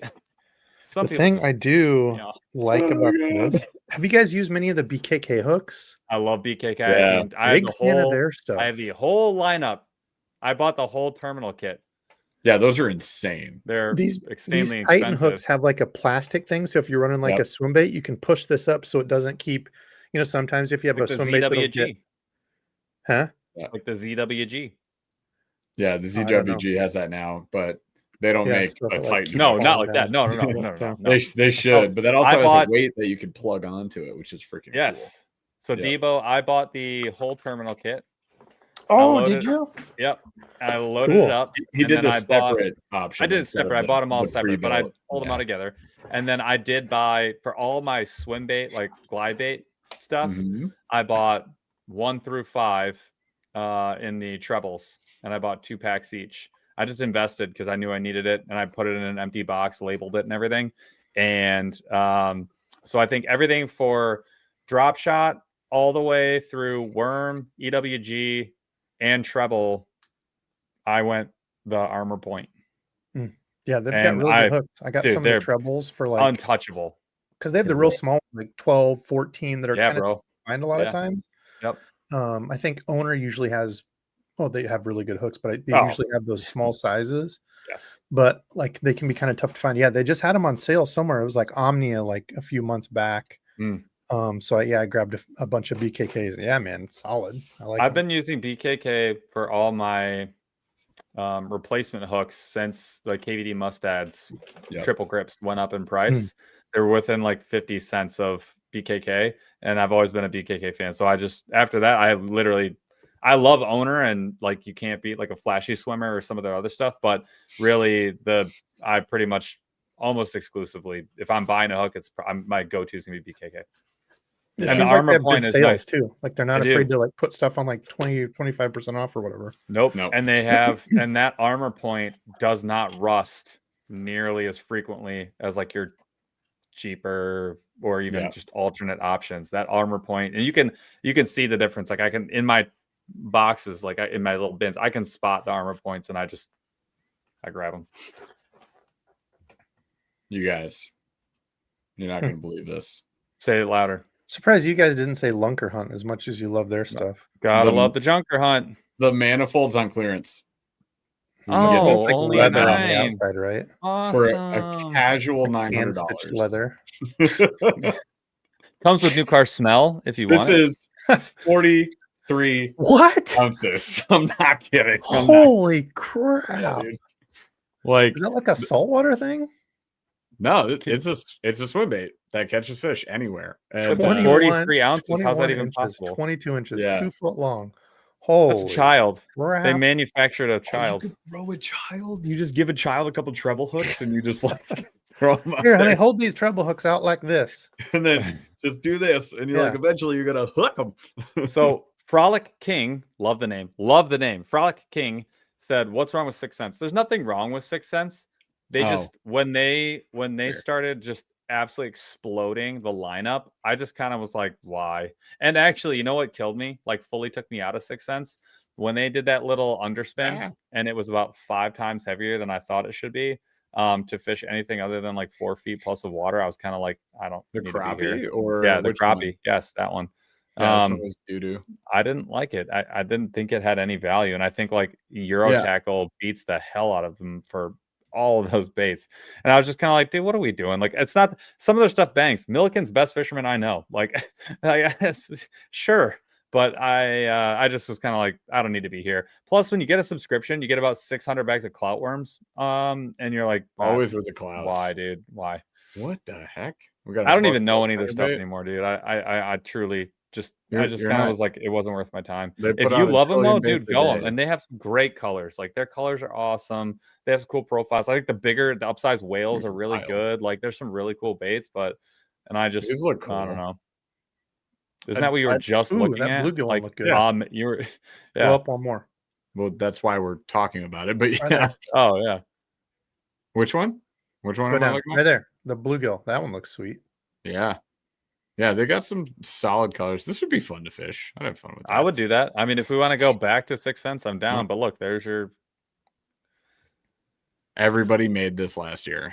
Dude, it was crazy how many different ploppers. Hey, I will say at least Berkeley added a blade. Like Jesus. Yeah, they've got the script. Yeah. No, that was you're thinking was it Rapala, the claptail thing? Oh, Rapala, the claptail, yeah. Yeah, that's cool. Get the Berkeley Screecher one, and it does sound different. There you go. I'll give it to them if they actually innovated. And I think like how many years did buzzbait guys just like obsess about the squeaky? So there's something there. I'll give it to them. Yeah, no, I'll give it to them. That's legit. I like it. I'm getting this. It's a 5-inch. One. Oh, give me one. All right. It's on TW. If it's available, it's pretty new. I'm sure it won't be. That thing looks wild too. Fish spinnerbaits is where. God, I bet that's a musky pike crusher. Oh, yeah. It's small though. How big is it? I never catch musky on musky baits. I did it for I don't know, like 2 years. There was hard. The bass fisherman. Big musky baits. I caught one on a Medusa. But and that was the smaller Medusa. It was the 6-inch one or whatever. You're in your comfort zone. every other time it's been bass stuff. Yeah. I threw some of the Hags chatterbaits in too. Sorry, bladed jigs in as well. I'd like to play around with those. I'm ready. Yeah, try them. Time. And then what Dang it. What was that 6 cents one called? Shoot. Oh, well. I guess we're not getting that. The rutabaga. The rutabaga. Don't worry. It's in new baits. Nope, it's not. Dang it. Somebody in chat, tell me what that one was called. I forgot. I went back to Tackle Warehouse so I could order it. Anyways, any other bait companies that came up in chat while we're I was looking a little bit. I didn't see anything that made me like shout out, a big one. And like there's definitely some companies that sort of like have options. Like I think like we talked about Big Bite Baits. They've got some really good options where they're a value for sure. But I don't know if there's they run like good sales on like the D-bomb and stuff. You can get like cheap. Yes. But I think just on the whole, when it comes to like we always do this, you know what I mean? Yeah. I think like Z-Man, Yum, that cast of crews, they're always delivering value pretty much every time. Like the diesel minnows, I think I've only ever bought one pack. I'm still fishing the same one from 1976. Yeah, we just got the diesel kickers. They're freaking phenomenal on the chatterbait. I got I think it's the 3.2 or 3.5 inch size, and they're going to be great on the new micros, or the mini, the Evo Mini. It's going to be sick. What color do we want in this here option? 15 to 20 bucks. Also, what size? 5 or 7s? 7. What's been you guys? I've watched a couple of videos. You guys doing swim bait stuff. What's been do you have because I know for like last year, I think when we talked, it was the Nage, whatever you guys were loving. 6, 7. We haven't fished the BFS ones too much. Those pop in the summer really well. They don't tend to work as well right now, but we've been smacking them on the Swag LT. And then on I actually just caught on, I got the Spro Megalojohn for like free TW bargain bin. That was awesome. That thing kicks so hard. It's ridiculous. It's like, what's the Swag? The Swag is the new line through from Z-Man. Yeah. Okay. That thing's dope, dude. It's awesome. I like it so much better than the Mulletron Shadtron. Paul had a heckin' day on it. Like he just absolutely could I was putting in work, bro. Yeah. And then I caught at the end of that trip. And then I went out and fished it again and had a heckin' day. And then also a nice alternative to a mag draft. So if you're like you're grabbing the freestyle, you're grabbing the full size, and maybe it's just too much action or you can't run it at the right speed to make it work. It's that hybrid tails. Yeah. Pretty legit. It's a nice change up. And what were you doing? Just fishing it like a regular search bait, just cast and reel in? I was running it baby slow, really slow, but the fish were kind of weird that day. It was actually a really weird day fishing. You had to pause it a bunch. It was like rolling and pausing. But then we had a river fishing day. It was either the week after that or the week before 2 weeks later, yeah. And we were doing swim baits the whole time. And like I started with I was like, whatever, should I try the final copy? And I was like, do it. And then I did. And then I caught like 3 pike in 5 minutes. And then I was like, okay, I guess we'll keep fishing this. And then smallmouth were just smacking it. That was such a fun freaking day. I loved that. Daiwa is King just said the 7 inch is 3.5 ounces. This 3.1. Were you guys using the 5 or 6 inch of this thing? 6. I want to do the 5. 6? Yeah. Of what? The swag. Yeah, the Swag. That's got a neat looking tail on it, kind of like it's a hybrid, so it's like a wedge tail hybrid. Huh. Yep. It's dope, man. It's sick. Yeah. And the line through is great. You can run it under hook with the treble, which is, that's my favorite, but you can go through the top too. And then they give you both hooks, and they give you a cool little like the hook has one of the trebles cut off. So they give you one of each. And I never broke off, and I fished it the same one, but the same line, didn't change the leader for like 2 days straight. And because you have the harness protecting it so much, and then there's like the little chain holding onto the treble, that thing, and then it's Z-Man plastic, so like it won't die. Like good luck killing it. It won't die. Load up if it breaks off, and then you just. I'm tired of this. That's all I can ever think of with Z-Man. Every time you look at a Z-Man. Holes, great movie. All right, what color are we going with? And then we're going to 5. So if it's a 5 inch, I'm okay going a little darker. I'm not getting a thread fin. That's like I keep clicking the thing on accident. Oh, that's kind of cool. I don't hate that one. Their flash is pretty funky. I don't love their print patterns on this. I hate print everything. I'll buy everything in white. We gotta mix it up. You don't like printed shirts? Screen print? You don't like printers? I hate them. Anything print. Chat, what color should we get? Tell me what to get. What should I do? Chat, everyone go to TW, look at the option, give us colors for the 5-inch. That is your homework. Just tell us which one to do. 4K shad, I've never loved. Their bone, I don't really like. Nope. I could do that. I could do that. I would do that's pretty solid. That's good. That's the one I probably do. I like that green one with the line around here. I feel like would do really good. It was like that one? Yeah, that one. Like kind of Tennessee shaddy. Yeah. I've never had luck with Hitch or Tennessee shad. Really? I always like want it. It's like my first go-to on every website, and then I never. I think we get one of these ghost. I like that. Pads, and then I think we go. Let chat pick the other color. Okay. They have a crappie color. No. CI. I'll go for CI. Sorry. They have a crappie color, but it's a print. And actually, no, they don't. They have a bluegill and a shad. Never mind. I thought they had a crappie. This one almost looked crappie. It looks crappy. No, we just needed another regular color. Ghost Pro Shiner. That was towards where is it? Ghost Pro Shiner. Yeah, I like that one. Yeah, Paul was I like this one. That's a cool one too. Yeah, I like that. Really flashy right there. Sign me up for that one. That's cool. All right, especially if it's got a little bit of wobble. I bet that'll flash right there. That's so right. It looks like it's gonna kick and wobble. It's got a belly on it here. Well, yeah, it has the fins at the bottom. It looks like it should wobble a little bit. Well, we'll see. And then we can top or bottom hook it too. And they got a slot. That's pretty cool. Treble on top. Interesting. I'm intrigued. Yeah. I'm probably hooked is what I am. Literally. All right. 6 cents. Paul's giving you another chance. We'll see how you handle it. I've not said no. It's just it's weird. Like they have so many options. I don't need them.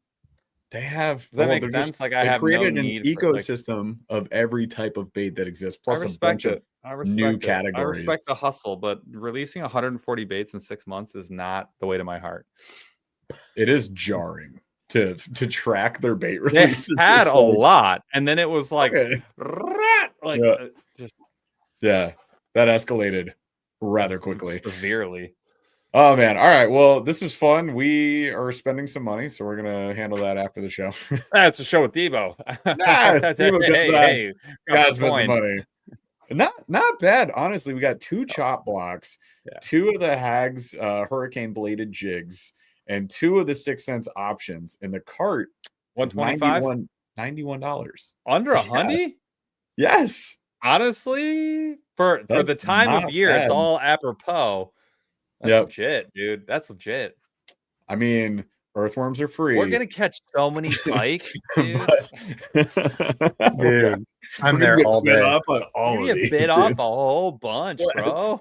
Go. Chop block gone. Yeah, put a leader on. Learn from dummy. Freaking chopped. He's a leader. Am I chopped? Yes. Oh man, do we sneak onto that private lake, Paul, and like go fish the chop blocks? I think so. They'll probably close it off, right? It's got to be closed, dude. It's got the ramp's got to be open. It's cold. If they haven't pulled the little bar because it's one of those lakes, I think we're good. I'd be surprised if they hadn't pulled that already. Before we go to Slow Rolling Thunder, we got Adam. How do you say your last name, Adam? Is it Kepke? Kopke. Thank you. All right. We'll assume Paul is correct. Adam says, and thank you for the super chat, by the way. Not sure if this goes off topic, but outside of the weight, is there an advantage to getting the U10, New Canoe U10, talking about kayaks, over the regular unlimited? Okay. My opinion, no. There's some cool layout features. Yep. The way the rods lay down, much nicer. Couple small things. I agree with Jeff. Finish upgrades. Yep. I say with Jeff, though, if you like a 12-footer, I don't care about the weight. Go with the unlimited. You'll be very happy. Or wait a couple of months. If you're in the winter, I didn't say why. I just said wait a couple months. Something might happen. Just wait a couple months.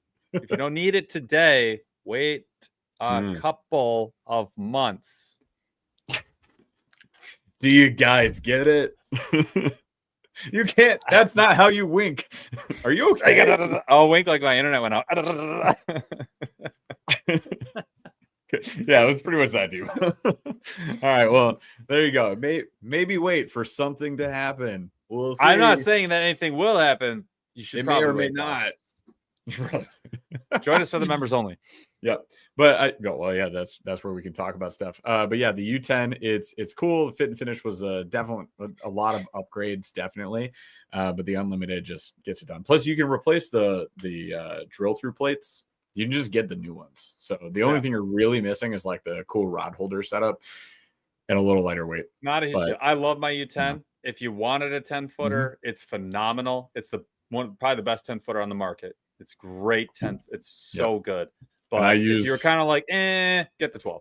I use the unlimited in all the same situations, and I've never had it. Get the 12. It's a great riverboat. Great riverboat. Slept on, but you need a rudder. But yes, slept on. Yeah, a rudder or a motor with the whatever it's called. Foil. Thank you. With that, you're gonna be good. That's basically your rudder. But yeah, either way, it'll be good. All right, let's get into slow rolling thunder. Actually, since we're talking about kayaks, how's your kayak situation going, Debo?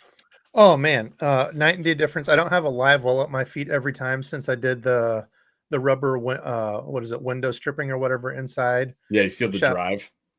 Yeah, and so inside the drive whole thing. I just did 2 U runs of that, 2 layers, one up top and one just below it. Yep. Yeah, that completely solved that issue. But yeah, otherwise great, man. I'm a kayak convert and just pedaling my little heart out there, content. Pedal kayaks are slept on. I love it, man. Yeah. It just gets you everywhere you need to go. You really don't need a motor most of the time. You can do like 3.5, 4 miles an hour with a pedal drive. So like as cool as motors are, you get some exercise. Like I love way less stuff. But you save so much weight, without a battery, without a motor. Yeah. If you have the pedal drive like natives have, you got instant forward reverse. So I mean, you can't beat that. You can instant reverse is such a massive deal when you're catching fish. I couldn't imagine not having that. Yeah, huge. I mean, love it as much as we love motors, and we do love motors. Pedal drive, like you can get everything you need per dollar. Good luck beating it. Yeah. So it is what it is. All right, let's get into it. So I gotta pay for this stuff in a minute. Let's start with slow rolling thunder. I got slow rolling thunder. I got it. Ready? Here's one. Is it ever appropriate to speak on speakerphone? No. I stand by the answer I said before you finished. Is it ever appropriate to be like, yeah, so I was just talking to my friend like in a public setting? Like you're at a store. At a public setting. What'd you say? If there's multiple people around, you need to talk, yeah. Do you remember Nextel phones? You just get that little beep beep. Dude, all my construction friends, and I had a lot of them, were so freaking annoying in school. I had it too. It's like, dude, stop. It's all I could afford. Stop it. Yeah, it was annoying as hell. You couldn't change it? You had one, so you couldn't change that little beep beep? No. It was 2008. You didn't have options. It was 2007. You didn't have options, dude. You had what you had. The coolest phone we had was this like freaking Razor. Like we didn't have options, bro. We didn't have options, bro. We had what we had, dude. Love flipping that thing. I tried every manner of slide phones too. I never had like the cool one, like the Sidekick. I had all like a Sony Ericsson. I had like the worst versions of them because I was poor, but I just the little slider, and I was trying to type with my stupid fat thumbs, like using a QWERTY keyboard. Impossible. Yeah, dude. Paul might remember this. I was out with a kinesiology group at in college. We did a bar crawl at the end when we graduated, and I was far gone in a bar, and I used my Sony Ericsson, and I tried to like text my wife. And I texted Paul, and I texted like 5 rugby friends that weren't even in the state. And I was trying to text my wife, like, hey, come pick me up at this bar. And that's not what you said. Smashing letters, just blah, blah, blah. And then, it didn't work. It would have been nice if I had a touch phone with like a full keyboard at the time. Life was hard back then. Life was hard. We had no options. Yeah. So all right, speakerphone generally not not acceptable unless you need to. If you need to, you need to. I think that's fair because sometimes I'm like, dude, fuck it, I don't care. The only time I appreciate speakerphone at home, but I feel bad for other people because they know I'm on speakerphone because I sound like I'm in a tunnel. Yeah, I hate it, but I do it. Yeah. All right. Next up. So obviously, Palm Pilots. you have the stylus, little stylus that was sore on the side. Brutal. All right, this one goes back too. This is reaching back. So there comes a point in a man's life when you are stuck with the style that you have. Like you're like, I can't change my haircut. I can't change the kind of pants I buy. Like I can't change, I can't change the color of my wardrobe. Right? Like this is it, right? So what is there a style, like an era of style, like because now baggy pants are back, right? But is there an era of style that you'd be like, you know what? I would switch to go to that style, like 70s, 90s, like the t-shirt with the long sleeve underneath. Nope. Like, is there any style that you would be like, all right, I'm going back to that? Nope. Not a single one. I'm in my era of comfy. I never really changed mine. Like I still have like some of my jeans are already kind of bad. Like I never got into the tight jeans. Like that's a hard no for me, bro. Sure, anybody wearing skinny jeans needs to be slapped. Truly skinny. You mean like actually so thin that you can't walk? Physical assault. Yeah. Not a fan. Yeah, this is me. Like I can change my hair, whatever. I could buzz my hair, but like I feel like this Debo without like this stuff. Jeff wouldn't even commit to the risk of shaving his beard for a for a bet. Nope, not a chance. Yeah, I was forced into it, and then the rules were lucid. They were. You said no. I did say no. Yeah, and the rules were never agreed on. And then it was like, did I agree? Did I agree? I'm not. And I was just like, I'm not doing it. I'm not doing it. I absolutely will not shave my beard. Sorry. Deal with Maybe I was gonna say I guess I didn't give those up either, but that doesn't make any sense. Maybe just wanting to be cool again. Cargo shorts. I still rock my cargo shorts. I don't care. Yeah, pockets are great. Next 5 years, dude. Can do all kinds of stuff with those side pockets. Come on. Yeah. Ridiculous. So the answer is unequivocally no. I'll be honest. I think like the new style, like I think it looks good on other people. I'm like, dude, that person looks cool dressing like cool people dress. But I don't think I can. I don't think there's a world where I think I could pull it off if I did it. But it feels there's off. A lot of things that could be pulled off. I could never. I discovered I am like hoodie jeans up hat. If I do that. I'm hoodie jeans hat guy. That is jeans my t-shirt. That is my avatar. That is the visual impression of my soul. It is what I've always been. Yeah. Unfortunately for like my wife maybe who wants me to look cool. Yeah, changing her hair is another thing I will not really do. I probably change my hair once every decade. It is like I'm gonna grow a lot of hairs. I'm done. I'm this style for a while. I just want the utility of not having to deal with my hair, so I just cut it super short. I don't deal with it though. Like this length, I never gel. I would look like a butthole every time I took my hat off. I don't want to handle that. Can't change that, buddy. But anyways, you see, yeah. Imagine if I had hair. It'd be ridiculous. All right, last one. This is a fun one. So, what video game? This can be any console, any era, any game you can think of. It can be a board game. I don't care. What game needs just a refresh? I don't want them to change anything about it. I just want it to be refreshed for like modern quality. This could be a board. This could be I don't care what it could be a board game. We can talk about Twister. I don't care. Just it needs modern everything. Oh, Zelda Ocarina of Time. Oh yeah. Ooh, that was one. That was exactly one that I had in my noggin.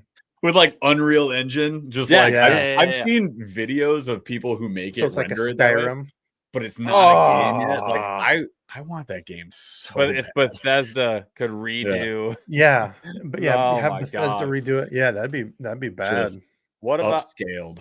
What about 007 GoldenEye? Same mechanics, just take the graphics ability. Throw it on Xbox and let's play it. You see what I'm saying? I thought did that? Rockets in the stack. Yeah. Proximity mines and facility. Oh, yeah. Aztec grenade launchers. Oh, the facility remote mines when you just screen snipe. Oh, basement yeah. basement with double mines, PP7 golden guns. Yeah. Yeah, I thought they redid that. Maybe I'm wrong. Slappers only. They brought it back on the Worse. Switch, but I think it's if you were the kid that always asked that, yeah. you probably wore skinny jeans when you were playing slappers. I hated slappers. Yeah. RPGs, but only in a small area. I like pistols. That was usually our favorite. Pistols only was like always our golden gun one-shotting. Like one shot was fun. Cougar Magnum shooting through doors. I loved the grenade launchers in the Aztec because like with the big towers you could bounce them all off, and like that was the had the halls, like the long halls. And but you just like, and then when someone's looking up, like waiting for the next grenade, I would launch them off the floor. Dude, ricochet. You never even knew it was coming. Just we would just spend hours playing the facility in the bathroom stalls and the stacks. And we would put a remote mine on a door. And you would hide. Someone would hide in a stall, and we'd put a remote mine on the door and see if we killed you. And it'd be like 1 for 1.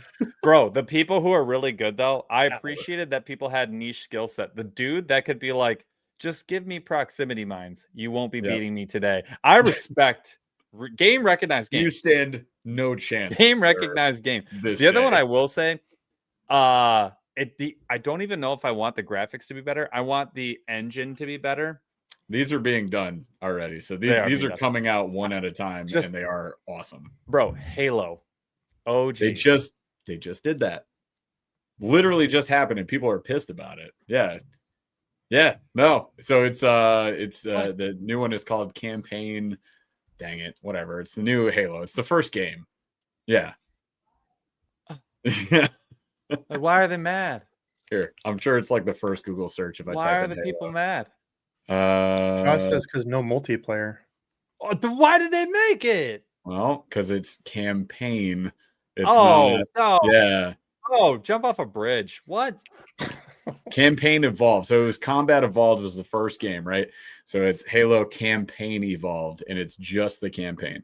Honestly, but it is upscaled graphics and everything. But it's a complete 1-for-1. So it's like a copy paste. I love that. Unreal Engine. I love that. Except you. What? Let's do the worst part only. How about that? Anyone interested in that? Would you like to have? I mean, it's a very fun campaign, but also the best part of Halo, everybody knows. The only reason Halo blew up was the multiplayer. Absolutely. We used to literally life hack extension cord combos to have no screen sharing so we could watch it in separate rooms. You idiot. I took over a whole floor of my house. No. Only. The old school tube screen TV, cardboard divider.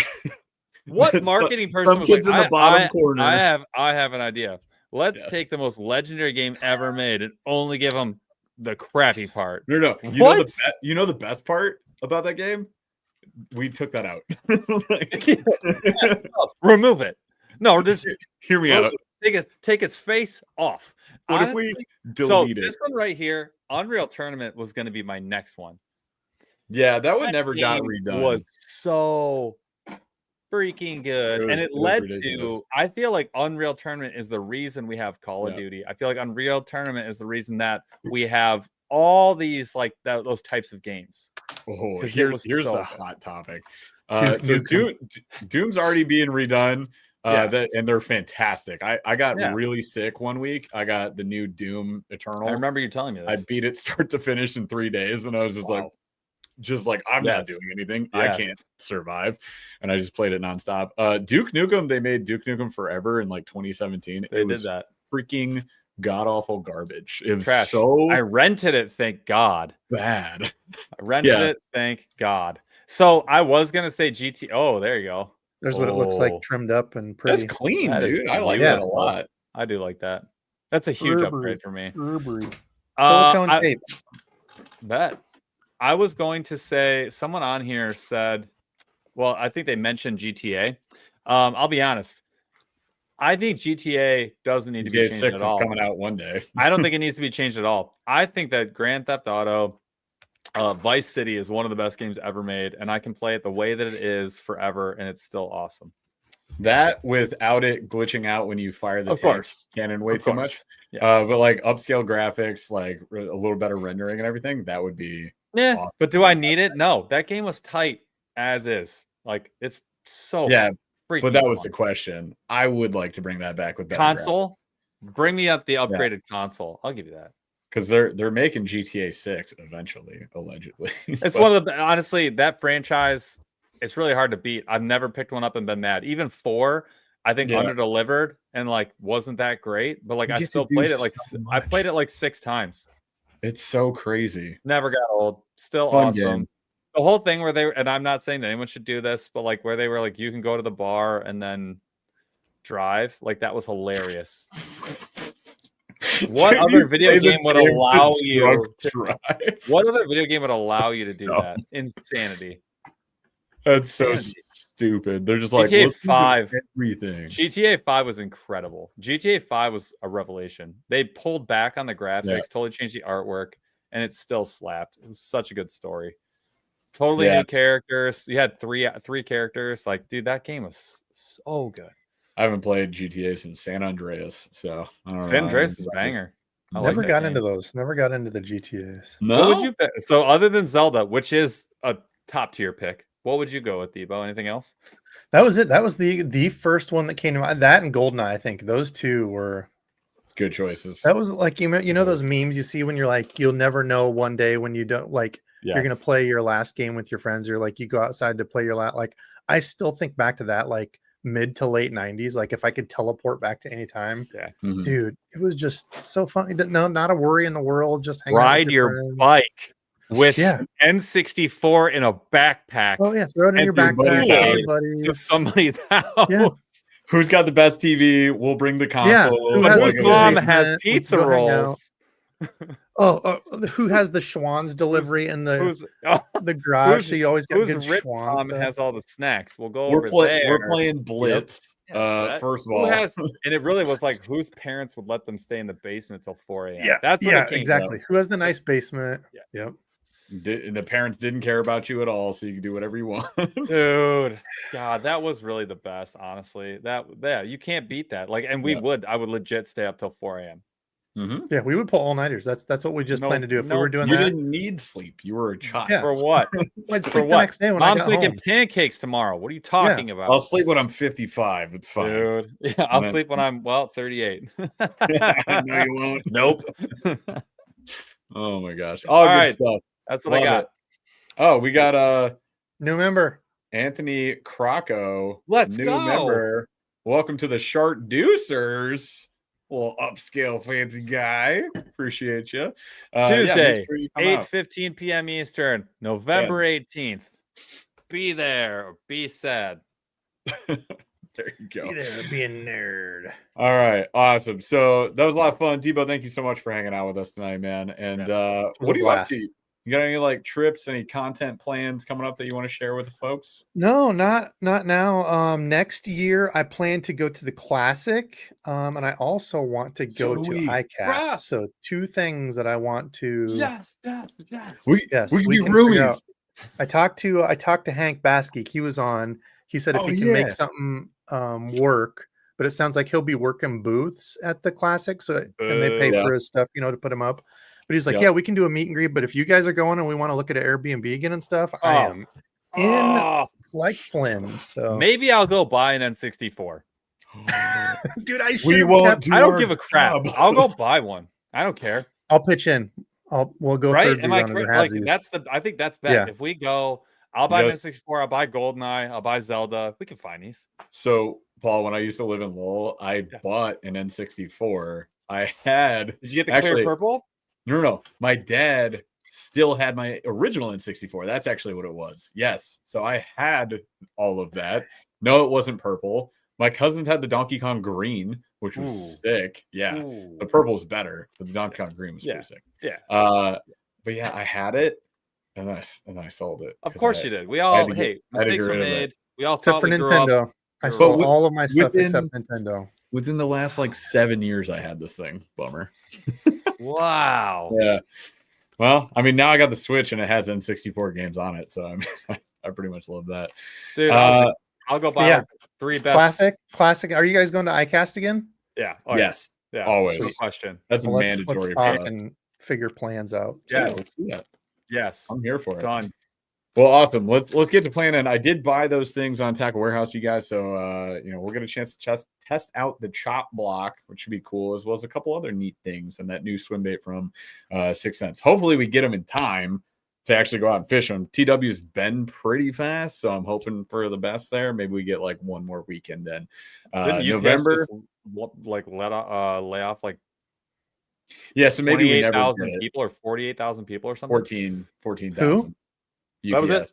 and Amazon did the damn. same. Yeah, That was Amazon. Yeah. No, UPS was in it. They did too. No, I know. I Why? meant, but there were a couple that did. Yeah, because there's no money. There's like 30 companies. Target just laid off 1,800 people too. Yeah. Wow. Super bummer way to end the show, Paul. Why are we bringing this up? Jeez. All right. Anyways, so we may or may not get that in time for this season, but we can at least unbox it, have some fun with it. And yeah, let's enjoy the last couple days of fishing we might get on open water season. It's winding down quick. But thank you guys for watching and tuning in tonight. We appreciate you. We love you. And we'll be back next Wednesday, same time, 8:15 p.m. Eastern. Maybe with someone else, maybe just Paul and I. We don't know. We'll find out. But we will see you then. All right, you guys. Thanks for watching. Chaz, take us out.